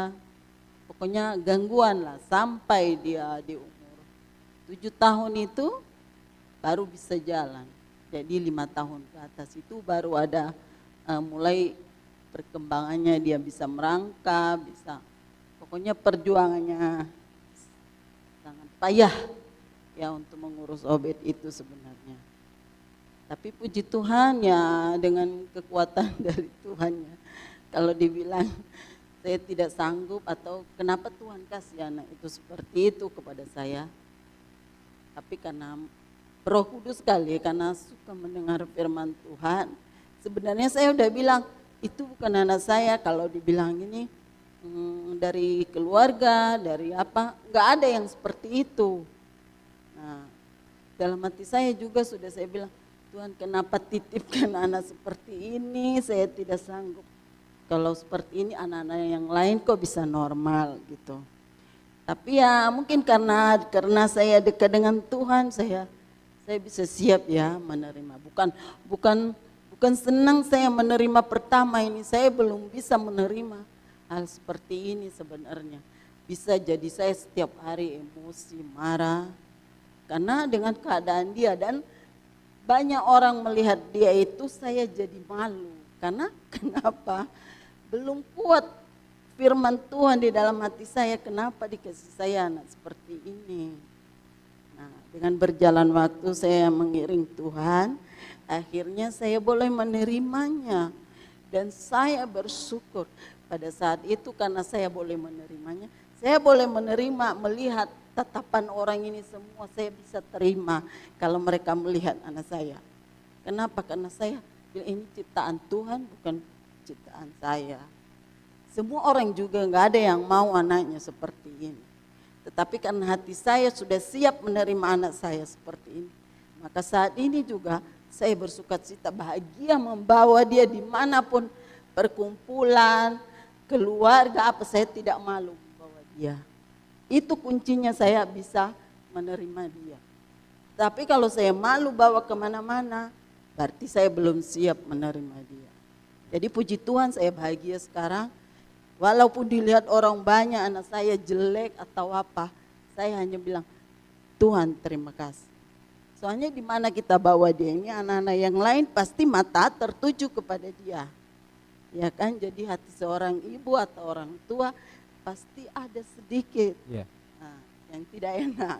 Tetapi karena saya sudah berserah pada Tuhan, saya sudah siap Tuhan menerima anak saya ini, jadi siap saya membawa kemana-mana, saya tidak malu. Ya kan, itu sebenarnya. Iya, luar biasa. Puji Tuhan ya. Memang mempunyai anak berkebutuhan khusus memang tidak mudah gitu ya.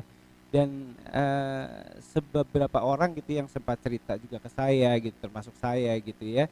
Itu memang ada momen di mana kita pasti bertanya kepada Tuhan, kenapa sih kok anak kita demikian gitu? Kenapa sih anak kita kok kondisinya demikian dan harus kita hadapi seperti itu gitu? Apa salah saya gitu ya? Apakah Tuhan menghukum saya dan sebagainya macam gitu. Jadi ada kadang-kadang pertanyaan-pertanyaan itu di awal-awal sebelum kita menerima kondisi anak tersebut gitu ya. Tapi mungkin pertanyaan selanjutnya saya mau tanya ke Kak Ella. Kalau menurut Alkitab sendiri Kak Ella berbicara seperti apa sih tentang anak berkebutuhan khusus atau disabilitas ini Kak Ella? Ya, Ibu Bapak sekalian, bicara tentang teman-teman disabilitas ya. Mungkin Om David maupun Ibu yang langsung bergumul dan mungkin ada Ibu Bapak yang juga langsung bergumul, ini bukan masalah yang mudah. Mungkin kami yang tidak langsung bergumul bisa punya teori yang banyak, bisa punya sebuah pengertian yang bisa kami utarakan gitu ya. Tapi dengan keluarga-keluarga yang punya anak atau teman-teman disabilitas itu tidak mudah. Dan yang pertama sekali kita harus akui bahwa itu ada proses. Baik Om Kris, Tante Rita, Ibu dan Om David dan juga mungkin keluarga di sini ada yang punya, itu ada proses. Enggak serta-merta kita sudah rajin ke gereja, baca Alkitab dari Kejadian sampai Wahyu 15 kali, 20 kali, hafal ayat.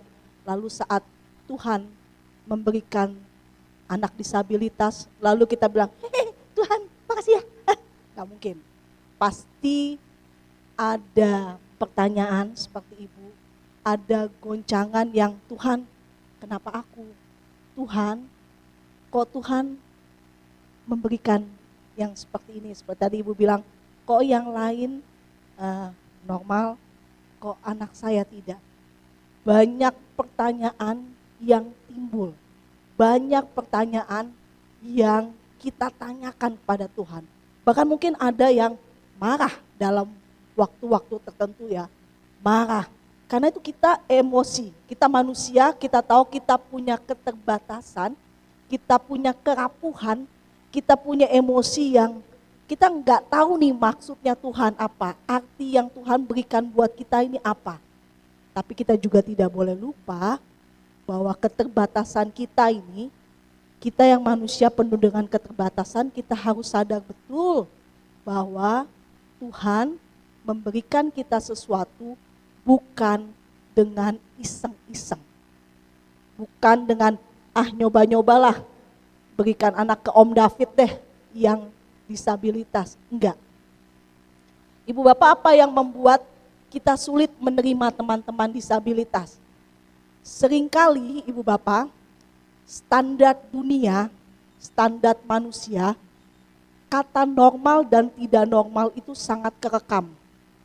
Normal Ibu Bapak ya, yang Ibu Bapak tahu normal tuh kayak gimana sih bentuk tubuh? Tinggi apa pendek? Kita bicara secara real aja.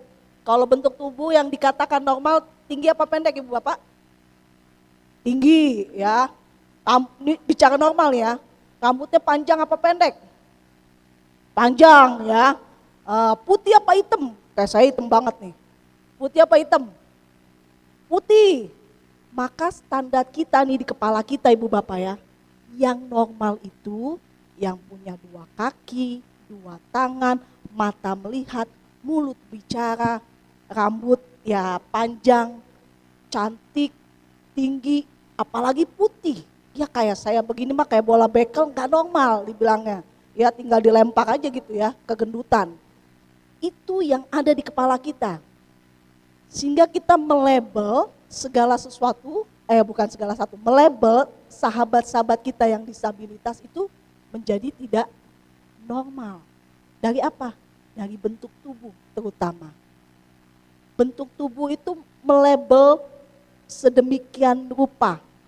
Nah padahal, kalau kita balik lagi ke dalam Alkitab, Tuhan menciptakan di Kejadian 1, itu Tuhan bilang, Tuhan berfirman di dalam Kejadian 1, Tuhan menciptakan setiap apapun yang ada di dunia ini, bahkan manusia dikatakan apa? Baik. Tuhan gak bilang sempurna. Kalau saya melihat di KBBI, sempurna dalam arti di KBBI adalah tidak ada cacat, tidak ada celah.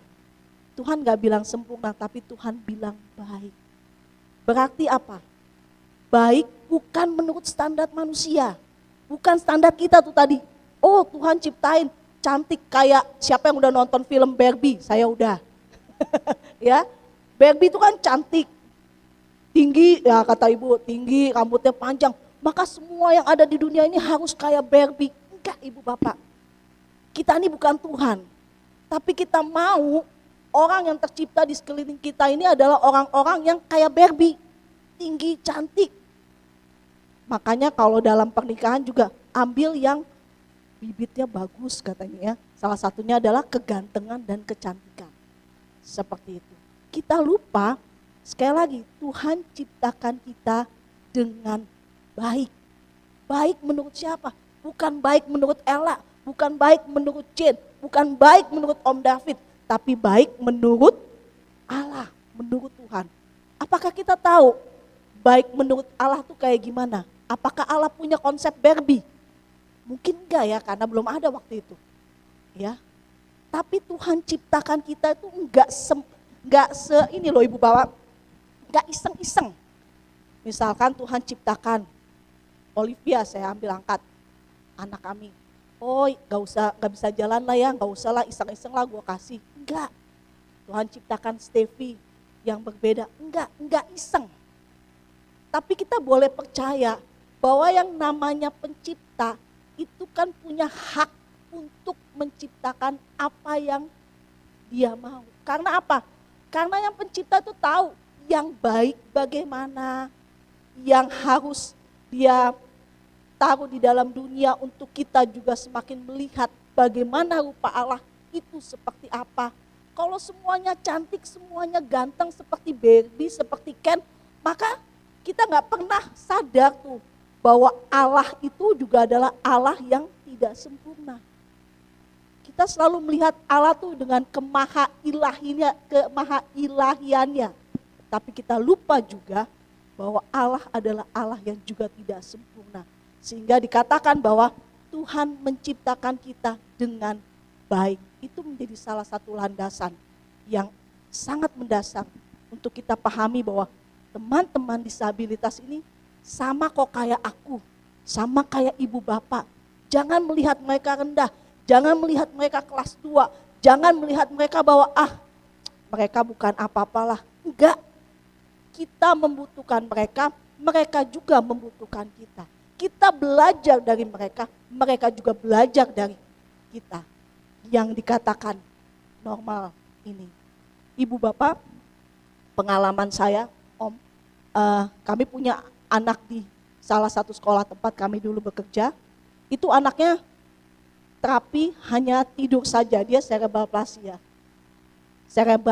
palsy. Kalau datang terapi, pas kajian memang yang pegang, kalau kita lihat ya pakai kacamata nih, pakai mata kita, ini anak apa yang diterapi ya? Datang didorong, tidur. Pulang, tidur. Dalam sharingnya kajian dengan saya ngobrol, dia sempat bertanya sama kepala terapinya di sekolah itu, Ibu apa yang harus saya lakukan? Karena anak ini digerakin apa-apa juga tidur, dia apa-apain juga tidur. Lalu apa gunanya saya memberi terapi buat anak ini? Lalu kepala itu mengatakan bahwa kita nggak bisa melihat dari sesuatu yang nampak secara perubahan yang besar gitu ya. Tapi dengan anak ini tersenyum saja, kamu sudah memberi arti buat dia. Dan itu yang membuat kajian semangat untuk selalu melakukan terapi dengan anak ini. Dan saat anak itu meninggal, orang tuanya juga bilang, ibu bapak, orang tuanya dulu belum mengenal Tuhan, tapi orang tuanya bilang, saya mengenal Tuhan Yesus, bahkan keluarga mengenal Tuhan Yesus saat dia hadir dalam kehidupan saya. Saat saya terus berjuang, bertanya, Tuhan kenapa saya? Tuhan kenapa Tuhan memberikan anak ini? Bahkan orang tuanya sangat kaya. Dia berusaha mati-matian ke dokter ini, ke terapi ini untuk apa? Menyembuhkan. Tetapi tidak bisa. Karena memang yang Tuhan hadirkan seperti itu. Dan di satu titik semuanya sudah, perekonomiannya sudah hancur ya istilahnya. Dia sudah jualin segala macam untuk menyembuhkan anak itu. Ada temannya yang datang lalu mengajak dia ke gereja. Mengajak dia untuk punya komunitas yang merangkul, yang menerima, yang mengasihi, yang membuat dia tahu, oh aku gak sendiri. Ada komunitas, ada Tuhan. Itu yang membuat dia akhirnya berjumpa dengan Tuhan Yesus. Dia mengalami cinta kasih. Berarti anak itu cuma tidur loh ibu bapak. Senyum. Tapi apa yang Tuhan buat lewat anak itu luar biasa. Belum tentu kita dengan standar normal itu bisa berbuat seperti itu. Tapi Tuhan memakai dia. Oleh karena itu menjadi satu dasar adalah Tuhan menciptakan kita semua, bukan hanya kita yang dianggap normal ini baik, tapi semua, tidak ada pengecualian, semuanya baik. Dan kita diciptakan seturut dan sesuai dengan gambar dan rupa Allah. Jadi coba ibu bapak lihat kiri kanannya, itu adalah Allah yang duduk sebelah kanan ibu bapak, sebelah kiri ibu bapak sekalian, bahkan teman-teman disabilitas. Kita melihat bahwa oh ini Allah yang hadir di tengah-tengah kehidupan kita. Mereka dan kita adalah representasi Allah. Sehingga sudah tidak seharusnya lagi kita menutup rangkulan kita tidak memberi kehangatan kepada mereka, kita tidak menerima mereka, sudah tidak. Seharusnya kita sudah berpikir sebagai anak-anak Tuhan, kita diciptakan dengan baik, kita diciptakan dengan seturut gambar Allah, maka mereka juga yang disabilitas yang kita katakan tidak normal, itu adalah normal. Itu adalah ciptaan Tuhan yang baik. Seperti tadi Ibu bilang, pada akhirnya ada satu proses di mana Ibu mulai percaya bahwa ia, anaknya Obed, adalah ciptaan Tuhan juga yang baik. Bukan setengah-setengah hati Ibu Bapak. Bukan setengah hati, ya udahlah Tuhan kan udah kasih ya udahlah gue jalanin aja. Enggak, akan beda hasilnya terhadap anak itu. Ibu Bapak, anak tahu kita sayang atau enggak disayang ya, Ibu Bapak pasti tahu ya. Sama, teman-teman disabilitas dalam keheningan mereka, dalam dia tidak bicara sekalipun, mereka tahu, mereka merasakan. Seperti itu Ibu Bapak. Jadi itulah dasar Alkitab yang menjadikan kita seharusnya bisa menerima Ibu Bapak ya. Bisa jangan lagi tuh mikirin, disabilitas gak tahu apa-apa lah, gak usah dipedulin, jangan. Tapi marilah kita menerima mereka. Terutama jangan kita menghakimi keluarganya. Mereka dalam sebuah proses butuh kita yang juga menjadi support system bagi mereka. Om David, Rahel tidak terlalu kelihatan berbeda. Mungkin dengan anak-anak yang lain seperti Obed, bahkan kami dengan anak-anak kami yang kami layani, kami ajarkan, bukan berarti kami juga seringkali tidak merasa ada rasa ketakutan di sosial saat kami bawa ya. Ibu Bapak pernah kami mengalami, kami bawa anak-anak kami, karena kami memang punya pelajaran jalan-jalan gitu ya, di sekeliling sekolahan. Kami keluar nih Ibu Bapak ya, tetangga pada tutup pintu sambil bilang gini, orang gila lewat, orang gila lewat. Kami yang bukan orang tuanya mau nangis, mau marah. Ambonnya saya mau keluar tuh, mau saya pukul gitu ya. Sakit loh Ibu Bapak. Kami bisa bayangkan Ibu Bapak yang belum siap lalu ditempa dengan omongan-omongan seperti itu. Itu sangat menyakitkan. Ya saya harap, kami harap teman-teman yang biasa dengan disabilitas berharap bahwa marilah kita membuka rangkulan kita. Jangan lagi menghakimi. Kita ini diciptakan sama. Kok mau nanya nih sama Tuhan, Tuhan kok diciptakan gini? Kita percaya bahwa Tuhan ciptakan yang baik. Balik lagi, sesuatu itu diciptakan, itu menjadi hak si penciptanya mau diciptakan seperti apa. Tapi kita aminkan bahwa yang Tuhan berikan adalah baik. Mari kita menjadi sahabat bagi teman-teman disabilitas, menjadi sahabat bagi keluarga yang memiliki teman-teman disabilitas. Seperti itu sih Om. Baik, puji Tuhan Kak Ella. Mungkin saya ingin bertanya juga Kak Ella, jadi kalau demikian gitu Kak Ella, mungkin bentuk dukungan seperti apa sih yang diperlukan dari jemaat pada umumnya gitu ya, ataupun gereja gitu ya, menanggapi kehadiran anak-anak berkebutuhan khusus di lingkungan mereka gitu Kak Ella.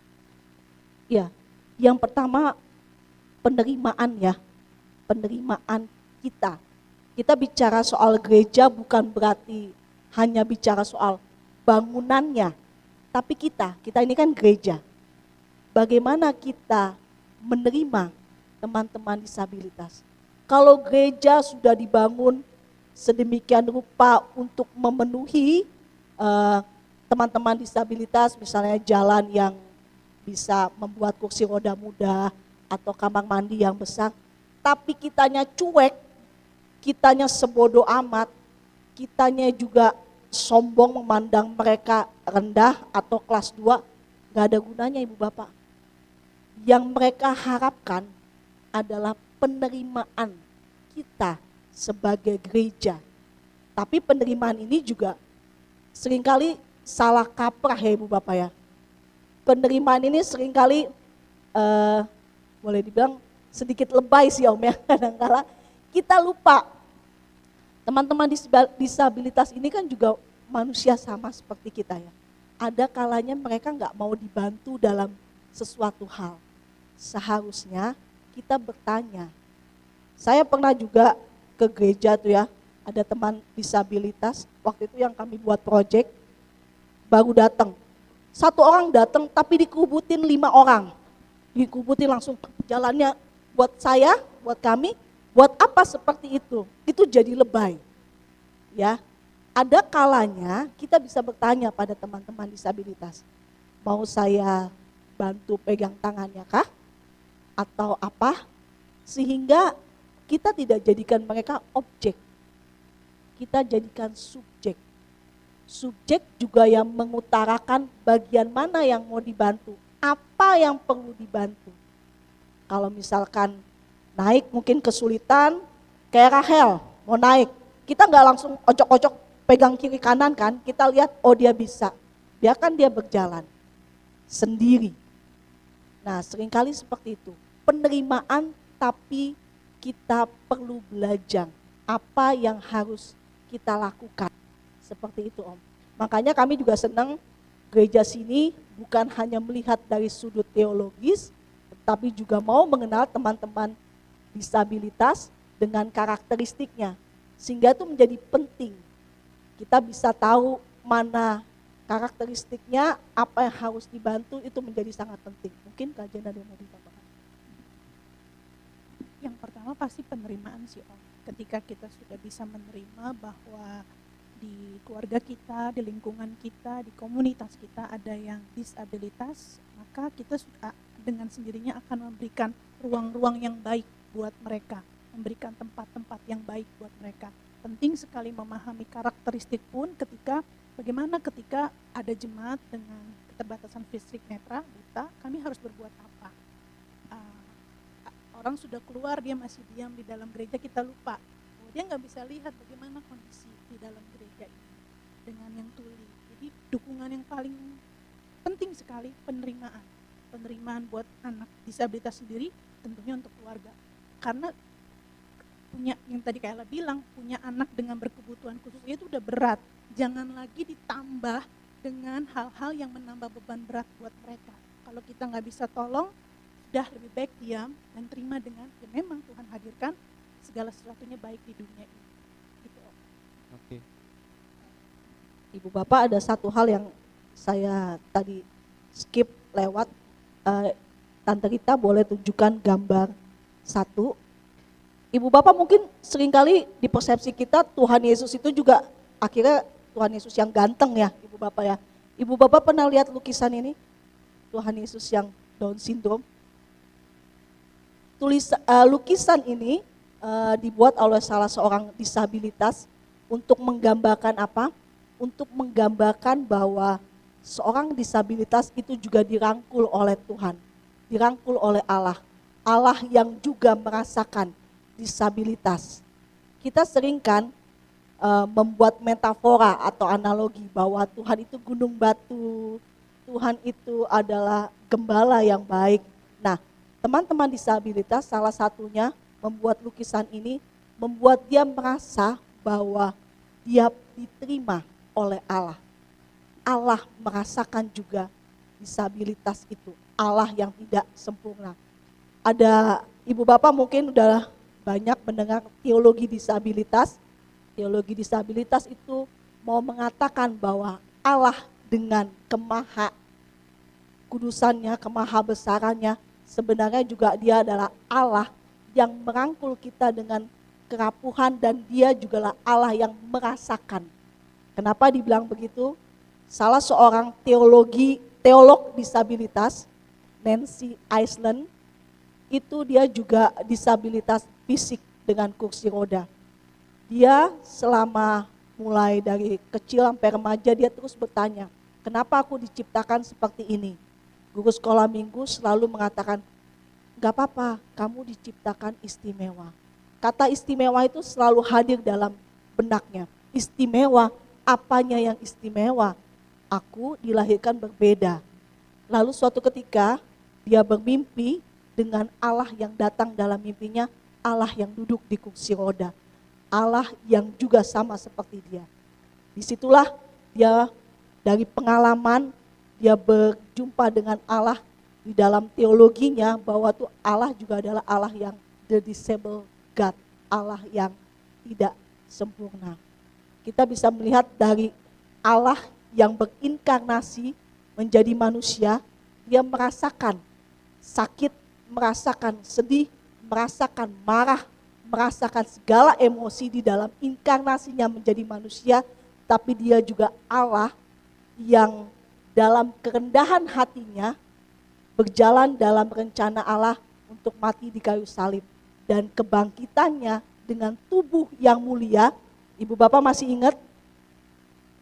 Kebangkitannya itu bukan dengan tubuh yang sempurna, Ibu Bapak ya. Kalau kita melihat di gambar atau di Alkitab, Allah bangkit dengan tetap ada tanda di tangan, tanda paku kayu pakunya, lalu juga di lambungnya, ya sampai ada salah seorang muridnya yang mencucukkan. Di dalam teologi disabilitas itu dimaknai sebagai Allah yang dengan kemaha ilahiannya sanggup sebenarnya bangkit dengan tubuh yang sempurna, tetapi dia bangkit dengan tubuh yang juga tidak sempurna atau tubuh yang mengalami disabilitas, sehingga Allah merasakan disabilitas. Jadi seperti itu Ibu Bapak. Kalau boleh dilihat lagi gambarnya, Tante Rita ada satu lagi. Pernahkah Ibu Bapak melihat gambar ini?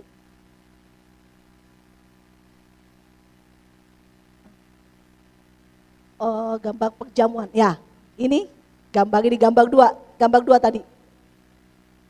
Ini digambar oleh teman-teman yang kakinya kena ranjau di Asia Tenggara, mungkin peperangan ya. Jadi seperti ini, mereka melihat gambaran Allah yang juga merasakan apa yang mereka rasakan lewat lukisan ini. Dan satu lagi yang terakhir, gambar 3. Ya, kecil-kecil ya, maaf. Selama ini kita selalu melihat Tuhan Yesus perjamuan kudus dengan cowok ganteng, cewek cantik ya. Kalau kita melihat bisa lebih dibesarin, itu adalah dengan teman-teman disabilitas Down syndrome. Jadi artinya apa? Allah duduk semeja dengan teman-teman disabilitas. Allah menerima kita semua tanpa terkecuali. Mengapa kita harus menolak mereka? Mengapa kita harus menyingkirkan mereka, bahkan tidak memasukkan mereka dalam kehidupan bergereja kita? Itu Om yang terlewatkan. Makasih Om. Oke, puji Tuhan Kak Ella, Kak Jen. Mungkin dari jemaat juga ada yang ingin bertanya nih Kak Jen dan Kak Ella. Saya boleh ya kasih waktu 3 pertanyaan pertama Pak Yudo, Kak Dona sama Sondang ya. Oke, silakan Pak Christian. Ya, saya Pendeta Christian ingin konfirmasi dan bertanya sekarang Bapak Ibu sekalian yang melayani di situ. Dalam pengalaman saya melayani orang yang dapat dikatakan autis ya begitu. Itu mungkin sudah puluhan orang lebih kali ya. Karena saya 31 tahun menjadi gembala jemaat. Tapi yang saya temukan itu mengapa terjadi kebanyakan, enggak tahu Bapak Ibu nanti konfirmasi, kalau survei atau pernah meneliti. Mayoritas yang terjadi, yang kami layani ya, saya belum survei, tapi saya menemukan ya, itu kenapa yang terjadi seringkali kepada anak yang pertama. Mayoritas. Dan anak-anak kedua, ketiganya itu anak-anak yang cerdas. Nah, apakah Bapak Ibu pernah mengadakan survei atau penelitian itu secara ilmiah atau mungkin secara medis pernah menemukan? Saya memang menemukan, kalau saya pastoral, saya menemukan beberapa garis-garis, saya nggak sampaikan di sini ya, karena ada penyebab-penyebabnya tertentunya. Sebagai pendeta, saya menemukan beberapa penyebab-penyebabnya. Mungkin, tapi yang saya ingin konfirmasikan bahwa kenapa sering terjadi kepada anak yang pertama. Mungkin itu saya menemukan dari pastoral saya mungkin puluhan, itu 80% sampai 90% yang terjadi itu biasanya anak pertama yang terjadi demikian. Dan anak-anak keduanya kenapa justru berbalik itu menjadi anak-anak yang cerdas. Keturunannya itu. Nah, saya melayani dalam bidang itu, dalam hal ini, dalam pembalaan saya. Nah, saya ingin bertanya bahwa ibu-ibu sekalian ya, apakah pernah secara medis menemukan penyebab-penyebab secara klinis di dalam mengatasi penyebab-penyebab yang patologis. Ya, terima kasih, itu aja. Baik, kita maju ke pertanyaan 2 dulu ya. Nanti kita jawab bersamaan. Ibu Dona, boleh. Ya, terima kasih untuk kesempatannya. Saya sebetulnya dari yang tadi yang saya lihat dan saya perhatikan sih ya. Jadi bukan memang bawa PR dari rumah gitu. Oh, ini mau ada seminar ABK, mau tanya ini, tanya itu gitu ya. Ini begitu melihat testimoni, kesaksian dari ibu-ibu yang dari ini ya, dari tadi apa namanya? Blessing Community ya. Sama dari tadi Pak David ya, dan kalau Ibu Mutiara karena kita udah satu gereja ya Bu ya, karena kita jadi udah sering interaksi gitu ya. Yang pertama begini ke Pak David Pak, kan tadi Rachel ya, 0 sampai 5, tadi kelas 0 sampai kelas 5 itu di sekolah biasa gitu ya Pak, bersama dengan teman-teman yang lain gitu kan. Nah begitu ketahuan slow learner tadi, itu apakah memang akhirnya dipindahkan ke sekolah lain, atau bagaimana tuh? Terus bagaimana mengkomunikasikan dengan Rachel gitu? Karena kan anak-anak kan biasanya kalau dia udah nyaman dengan satu sekolah, dengan teman-teman yang itu setiap hari ketemu gitu ya. Terus tiba-tiba kita harus mungkin kasih pengertian, terus bagaimana tuh Pak mengkomunikasikannya sampai Rachel paham bahwa oh ya aku memang harus pindah nih gitu ya. Mungkin ketemu dengan teman-teman yang sama dengan dia gitu ya. Nah itu yang pertama. Terus yang kedua, saya melihat tadi kayak adik yang di main itu ya, yang pakai bando ya. Saya ngeliat gini loh, saya nggak tahu umurnya berapa ya, Kak Ella sama Kak Jen. Cuma saya tertarik begini, apakah mereka juga mungkin sama ya dengan anak-anak seusianya gitu yang mulai beranjak dewasa, dia mau pakai bando, terus dia mau pakai baju apa gitu kan, atau dia mau belajar pakai lipstick gitu ya. Itu gimana tuh cara cara untuk memenuhi apa yang mereka ada keinginan ke situ enggak gitu ya. Karena kan sebetulnya kan cuma mungkin secara fisik atau mungkin secara otak gitu ya. Tapi saya nggak tahu deh, mungkin karena kakak-kakak ini kan sehari-hari sama mereka. Ada nggak sih mereka ke arah situ gitu. Terus mereka mulai puber gitu kan. Tadi kan kalau Kak Ella bilang lihat cowok gantung apa itu kan arah ke puber ya. Terus pada saat mereka PMS itu gimana tuh Kak mengkomunikasikan? Karena kalau kita yang punya anak normal juga kan kadang-kadang mereka histeris, takut ya waktu pada saat mulai PMS. Terus kita kasih tau pelan-pelan. Nah gimana dengan mereka gitu? Itu saya pengen tahu banget. Terima kasih. Baik Bu Dona, mungkin Kak Sondang dulu. Pertanyaan jelas ya Kak Ella. Ya, selamat siang. Nama saya Sondang. Pertanyaan simpel dari saya, sebenarnya ada nggak sih cara mendeteksi secara dini, mengetahui bahwa anak ini kebutuhan khusus? Misalnya dari secepat apa kita bisa menangkap, oh anak ini ada kebutuhan khusus sehingga kita harus tahu bagaimana untuk mentreatmentnya.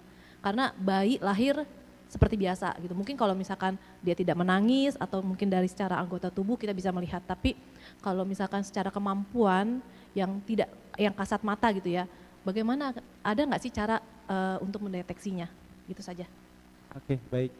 Mungkin sebelum Kak Ella menjawab pertanyaan-pertanyaannya, tadi ada satu pertanyaan mungkin yang Pak David boleh bantu jawab ya Pak.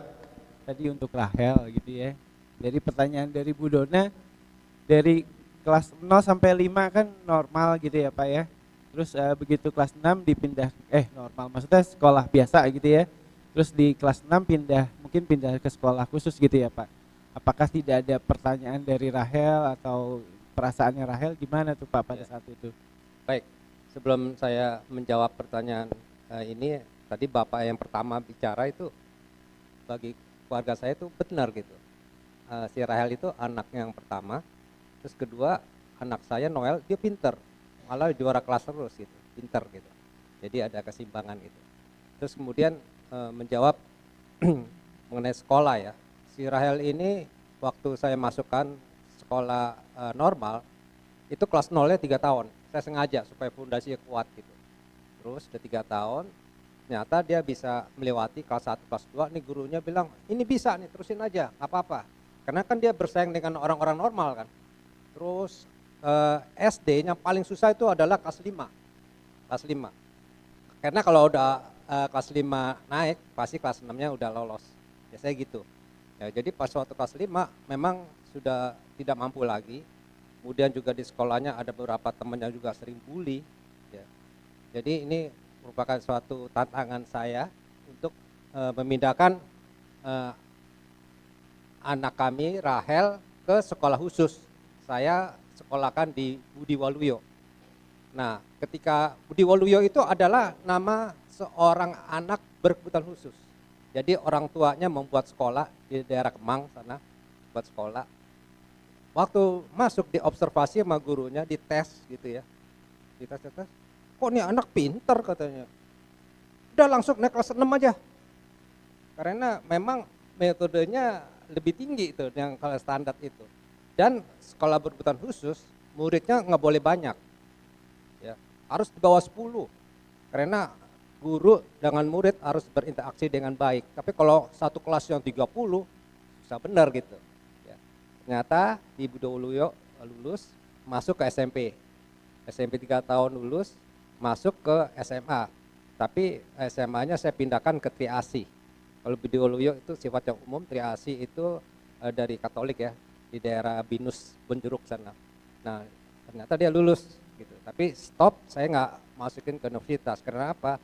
Si Rahel ini selalu kalau ke sekolah itu didampingin oleh pendamping, ya. Nah, lucu juga dong kalau kuliah didampingin juga gitu ya. Jadi saya pikir di SMA stop, lalu kami melatih si Rahel untuk berlatih musik di rumah, keyboard, atau juga bantu mamanya masak-masak gitu. Karena pada umumnya khusus untuk Rahel motoriknya sangat lemah Pak, motoriknya sangat lemah. Jadi itu. Baik, mungkin selanjutnya Kak Ella boleh dijawab dulu Kak Ella atau Kak Jen dulu ya. Tadi pertanyaan yang pertama berkenaan dengan kenapa seringkali anak pertama gitu ya. Kebetulan anak saya juga anak pertama juga ya gitu.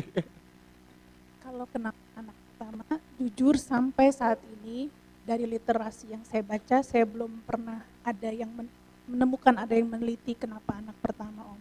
Justru di sekolah yang saya mengajar di sana ada anak keduanya kena, anak satu, anak tengahnya kena, anak satu normal, anak nomor 3 nomor bahkan ada yang adik kakak kena. Nanti kalau ditanya kenapa nih adik kakak, ada lagi pertanyaannya gitu. Jadi memang saya sampai saat ini belum bisa menjawab ya, dan belum ada reasonnya. Ada juga yang anak ketiganya yang kena.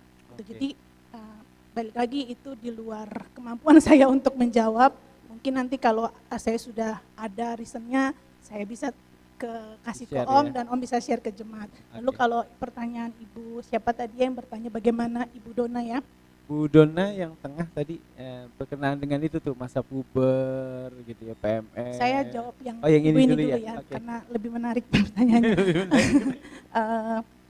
Bagaimana cara kita mendeteksi awal? Sebenarnya dari perkembangan teknologi sejak dalam kandungan sebenarnya anak itu sudah bisa ketahuan. Ini akan ada gangguan di mana, terutama untuk anak-anak dengan kelainan kromosom. Anak-anak Down syndrome, Olivia, dia gangguan kromosom nomor 3, itu dari dalam kandungan sudah bisa dicek, sudah ada di USG bahwa anaknya akan lahir dengan kondisi seperti ini. Dan bahkan kalau di luar negeri akan ditawarkan tuh, mau dilanjutkan atau digugurkan. Saya punya 2 anak, satu Olivia, satu Axel, dia juga Down syndrome, itu sama, 2 dokternya menawarkan ke orang tuanya, mau dilanjutkan atau diteruskan. Tapi kalau digugurkan. Kalau diteruskan, otomatis perjalanannya akan panjang, tentu akan memakan biaya yang banyak. Nah itu tergantung daripada si orang tua untuk memutuskan. Jadi sebenarnya dideteksinya tuh secara dini sudah bisa Ibu dengan kecanggihan teknologi tuh sudah bisa mendeteksi. Tapi kalau yang pada saat lahir kondisinya tidak apa-apa, sekarang kan akses informasi bisa banyak dicari ya Om. Kita lihat table chat perkembangan anak. Kalau anak umur 1 bulan bisanya apa? Kok anakku belum bisa? Anak 2 bulan bisanya apa? Itu kita kalau sudah rentang jaraknya hampir 6 bulan nih, terlalu jauh dari perkembangan normal, kita dalam tanda kutip sudah mulai bisa curiga. jangan-jangan anakku ada apa-apa dan segeralah membawa ke dokter untuk dilihat atau didiagnosa. Tapi kalau kayak autis memang tegak diagnosa itu biasanya di usia 3 tahun kan Om. Tapi paling enggak kita udah bisa lihat nih, kok anak ini nggak mau berinteraksi ya, kok anak ini senangnya menyendiri ya, kok mainnya nggak bertujuan. Itu sebenarnya kita bisa lihat. Jadi kita penting banget kita sebagai orang tua atau pasangan yang akan mempersiapkan diri punya anak, tahu tuh tabel perkembangan anak, usia sekian bisa apa, usia sekian bisa apa, baik secara fisik, motorik, emosi, itu semua ada di tabelnya dan itu bisa diakses, kita cari informasinya. Jadi seperti itu Ibu.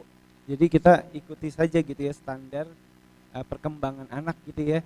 Satu bulan, 2 bulan, 6 bulan, setahun tuh harusnya bisa apa. Nah ini kalau perbedaannya terlalu jauh dari standar Bedanya yang bisa seharusnya sampai mungkin tahu 1 tahun. harus konsultasi lebih Betul. lanjut gitu 1 ya. tahun kok belum bisa balik badannya ya, ini pasti ada something nih seperti itu. Mungkin Oke. Kayla bisa membantu menjawab pertanyaan. Cukup menjawab ya, Kak Sondang ya. Ibu cukup. Cukup ya. Mungkin yang pertanyaan dari Bu Dona tadi. Dari Ibu tadi bertanya tentang bagaimana, maaf Bu tadi saya agak terskip pertanyaannya. Iya mungkin mereka kan kalau boleh saya bantu juga tadi kan kalau usianya makin remaja gitu kan, apakah mereka berkembang selayaknya anak-anak perempuan lain atau anak laki-laki Tadi saya lain? mungkin sedikit punya, menambahkan. gitu ya. Saya tertarik tadi gini, kan kadang kalau orang yang kondisi dikatakan, mohon maaf ya Kak, kondisi tidak normal, boro-boro memikirkan diri sendiri kan begitu ya. Walaupun mungkin ada pendampingnya bilang, kamu bagus nih pakai ini, pakai itu gitu ya. Tadi kan saya lihat pakai bando gitu ya, mungkin dia dandan atau apa. Saya tertarik sih gimana sih, apakah mungkin karena ada permintaan dari dia atau dari kita, atau pada saat seperti itu komunikasi itu seperti apa, saya agak ini sih curious gitu, ingin tahu ya. Kemudian pada saat dia PMS gitu ya, itu komunikasinya gimana tuh yang dibangun antara kakak dengan anak ini gitu. Jadi prinsipnya kita perlu sadari perasaan kita dengan perasaan kaum disabilitas itu pastinya sama. Mereka tahu kok arti kata cantik, mereka tahu kok arti kata jelek gitu. Makanya dibilang kita jangan ngomong sembarangan dengan mereka karena mereka tahu, mereka punya perasaan sama seperti kita. Nah, kalau dalam dunia pendidikan, kecakapan-kecakapan itu diajarkan di sekolah. Jadi ada yang namanya kecakapan pribadi jasmani. Dia harus bagaimana bisa merawat dirinya, mulai dari berpakaian, mulai dari grooming, mandi, lalu berdandan. Kalau pria diajarin berdandan seperti pria, kalau yang wanita ya pakai jepit rambut, itu semua ada diajarkan dan di sekolah, dan tentu lingkungan harus mengakomodasi. Kadang-kadang keluarga nih ya mentang-mentang ABK dipakein baju asal-asalan, Om, alah ABK ini udah tidak lagi seusianya, tapi seharusnya lingkungan juga harus keluarga, kalau sudah 17 tahun ya dandaninlah mereka seperti anak seusia 17 tahun, disuruh pakai deodoran, karena pasti kan anak-anak sudah puber pasti ada bau badan kan, kita aja deket sama orang yang bau badan nggak mau, apalagi sama dalam kondisi disabilitas bau badan makin dijauhi kan, maka kita lingkungan, keluarga, sahabat, komunitas yang punya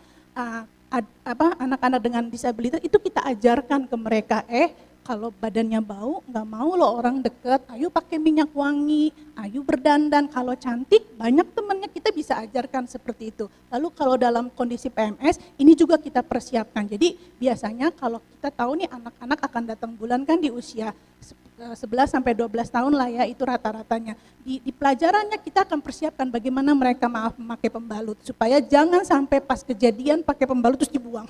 Itu maaf ya Ibu, Bapak pernah kejadian tidak dipersiapkan sejak dini bahwa anak ini wanita dan akan datang bulan. Jadi pada saat terapi itu dibuang, benar-benar pembalutnya dibuang, dan itu kita tidak mau kejadian seperti itu. Jadi sedini mungkin anak-anak itu sudah kita persiapkan bagaimana mulai dari pakai panty liner supaya mereka terbiasa, lalu pakai pembalut, lalu bagaimana cara membuangnya tidak asal-asalan, kita ajar bungkus, lalu kita dilipat, pakai plastik, buang ke tempat sampah, itu semua diajarkan. Jadi bukan berarti anak dengan kondisi disabilitas tidak diajarkan. Hal-hal yang sifatnya pribadi pun itu harus diajarkan. Justru lebih mudah mengajarkan mereka dalam bentuk hal yang real. Tapi kita juga perlu tahu bahan-bahan apa aja nih pakaian yang mereka nggak bisa terima. Itu juga akan jadi pertimbangan. Jadi seperti itu. Kalau Steffi pasti bisa dia memilih, ini cantik, pakai bando, pakai ini, yang seperti itu. Karena memang pasti mamahnya pun, Steffi pun di lingkungan sekolahnya pun itu diajarkan. Ella mau nambahin? Iya, baik. Om nambahin sedikit. Iya. Maaf kalau dari Bapak Pendeta kami belum pernah meneliti atau menelaah lebih lanjut. Maaf. Mungkin kalau suatu saat Bapak punya banyak informasi lagi, justru Bapak yang bisa menolong kami untuk tahu ya Pak ya. Sehingga kita bisa berbagi ilmu gitu ya. Kalau buat Ibu sama sih seperti pengalaman, saya sedang memegang anak yang umurnya 18 tahun. Dia ada masalah dengan sensorinya sehingga sulit untuk memakai segala apapun yang berkenaan dengan tubuhnya. Saya lagi mulai coba untuk memakai jam. Ini 5 menit saya coba pakein, ntar dia udah mulai lepas. Saya bilang, jangan loh, Kayla baru beli lo udah rusak ini Kayla. Udah dicoba untuk tahan 5 menit, lepas, 5 menit, lepas. Jadi memang ada permasalahan-permasalahan yang memang kita perlu tahu dulu sih Bu.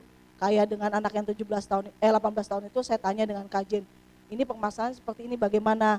Sebagai terapis akhirnya dia memberitahu bahwa cara-caranya seperti ini. Nah dengan PMS itu memang sudah diajarkan sedini mungkin.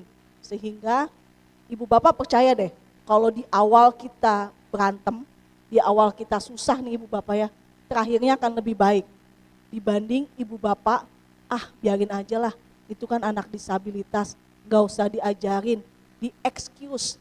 Ibu bapak nanti dia makin besar, ibu bapak akan makin kelimpungan. Ya, kami berjumpa dengan orang tua yang memang di awal-awal tahun itu mereka mendapatkan diagnosa dari dokter, mereka berjuang. Bukan hanya kedua orang tua ya Om, tapi keluarga besar. Kita ini kan Indonesia khususnya ya, bukan hanya suami istri ya, ibu bapak. Yang merepotkan apa? Ibu bapak udah sepaham, oma, kakek, nenek datang, wah buyar semua aturan. Karena semuanya jadi boleh kalau oma opa ya. Oma opa udah oke, keluarga besar datang, nggak sepaham, buyar semuanya. Jadi memang ibu bapak berjuanglah dari awal kalau punya teman-teman yang punya anak berkebutuhan khusus, sehingga pada nantinya tidak mengalami kesulitan yang luar biasa karena sudah terpolakan dari kecil seperti itu. Itu aja sih Bu. Baik, diskusi kita semakin seru gitu ya, tetapi kita dibatasi waktu sayangnya gitu ya. Mungkin satu pertanyaan terakhir aja Kayla gitu ya, berkenaan mungkin dengan pelayanan kita di bergereja gitu ya. Kalau menurut pengalaman saya sendiri gitu ya, kadangkala untuk orang tua yang memiliki anak berkebutuhan khusus sangat sulit sekali gitu ya mendapatkan pelayanan yang berhubungan dengan ya misalkan CD gitu ya, atau mungkin pelayanan khusus gitu ya buat anak-anak berkebutuhan khusus gitu ya. Di gereja kami sendiri sebenarnya selain anak saya dengan anak Ibu Mutiara, ada juga anak-anak lain pada saat itu ya. Kalau mungkin jemaat yang sudah lama bergereja sini juga waktu itu notifikasi ya, ada beberapa anak-anak berkebutuhan khusus yang mungkin bukannya gerejanya tidak peduli gitu, tetapi gerejanya sendiri mungkin bingung gitu ya harus apa gitu ya. Jadi terhadap anak-anak ini melayaninya bagaimana gitu ya. Mungkin Kak Ella boleh sharing gitu ya mungkin, atau ada ide gitu ya, sebenarnya bentuk pelayanan seperti apa sih kalau untuk anak berkebutuhan khusus, atau memang mereka perlu dilayani secara khusus, atau udah ikutin aja kegiatan secara umum aja gitu ya. Mungkin Kayla boleh cerita sedikit. Oke, Ibu Bapak, kami sekali lagi bersyukur gereja ini mulai sadar untuk menerima ya. Menerima dalam arti bukan hanya anggota jemaat yang punya teman-teman atau anak berkebutuhan khusus saja, tapi kita harus sadar bahwa yang namanya gereja siapapun bisa datang. Mungkin orang luar yang mencari-cari mana ya gereja yang kira-kira bisa menerima atau terbuka dengan anak-anak berkebutuhan khusus, mereka datang ke sini. Jadi sebenarnya gereja harus siap menerima teman-teman disabilitas yang jemaatnya punya anak berkebutuhan khusus ataupun yang tidak. Seringkali kan dari beberapa yang saya tanya adalah orang kita nggak punya jemaat yang anaknya disabilitas kok, jadi ya nggak perlulah diadain seminar atau edukasi bagi jemaat. Tapi gereja ini cukup terbuka dan cukup mau belajar untuk menerima. Dan masukan dari saya adalah kita mulai bisa juga membentuk parent support group seperti itu untuk berbicara, sehingga ini tidak terhenti sampai di sini saja, tapi kita semua menyadari bahwa ada orang tua, ada saudara-saudara kita yang bergumul, berjuang dengan sahabat-sahabat disabilitas atau anak-anak berkebutuhan khusus. Sehingga harus bagaimana nih?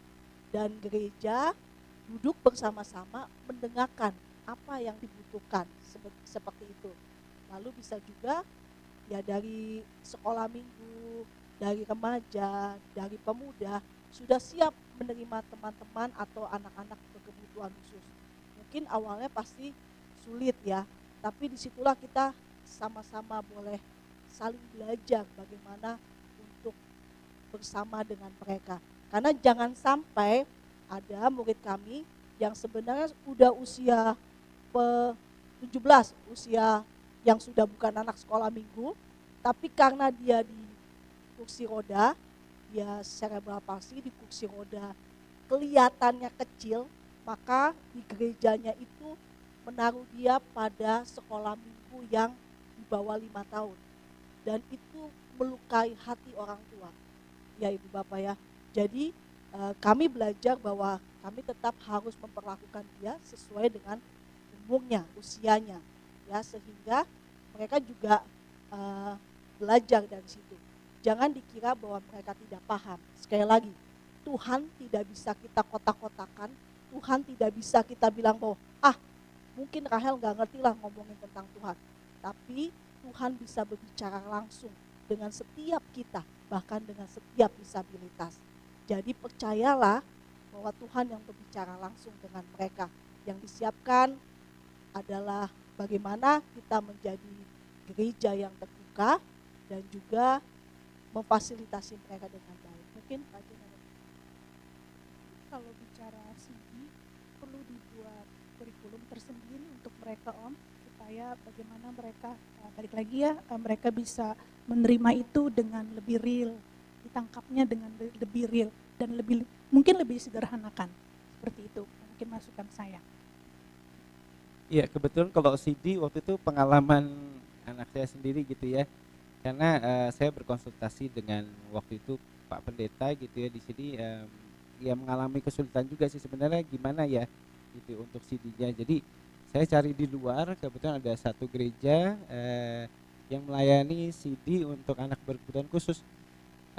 Anak saya satu-satunya peserta gitu ya, dan waktu CD juga cuma satu-satunya yang dilakukan CD. Jadi walaupun kita jemaat tamu, tapi ya mereka layani gitu ya, dan metodenya memang berbeda sekali. Jadi sangat sederhana, contohnya ya bicara tentang dosa, ya hanya memakai kertas gitu yang bertuliskan marah atau senyum gitu ya. Jadi kalau yang marah dibuang tempat sampah itu dibilang dosa gitu ya. Kalau senyum ya itu di keep gitu ya, itu berarti nggak dosa gitu ya. Jadi contohnya seperti itu. Belajar penciptaan juga diajak jalan-jalan, oh ini ciptaan Tuhan, ini ciptaan Tuhan gitu. Jadi memang tadi seperti dijelaskan sesuatu yang real, sederhana gitu ya. Tetapi konsep Tuhan, konsep dosa, konsep menerima Yesus ke dalam hati itu masuk semua. Dan itu kita rasakan impactnya sih gitu ya, setelah CD jadi sering bahas tentang Yesus, tentang doa, tentang dosa. Jadi kalau mamahnya marah, papahnya marah, dia bilang papa marah dosa gitu ya. Jadi dia bisa bilang seperti itu gitu ya. Sebelumnya kan nggak bilang seperti itu. Oke. Sama kalau masuk dalam ibadah Ibu Bapak ya, ibadah berarti kita harus memikirkan ibadah bagi anak-anak atau teman-teman disabilitas, kita harus memperhatikan apa yang mereka butuhkan ya. Jangan sampai mereka kita ikut sertakan dalam ibadah tapi kita nggak memperhatikan mereka. Contohnya durasi dalam ibadah. Berarti kalau kita mengikut sertakan teman-teman disabilitas, kita melihat juga teman-teman disabilitas yang seperti apa. Kalau misalnya teman-teman disabilitas netra misalkan, mereka mungkin bisa duduk lebih lama. Tapi kalau yang autis misalkan, suruh ibadah kayak kita 1,5 jam, kita aja jujur ya Ibu Bapak, yang dibilang bisa ya, seringkali 1,5 jam khotbah 45 menit udah begini bukan?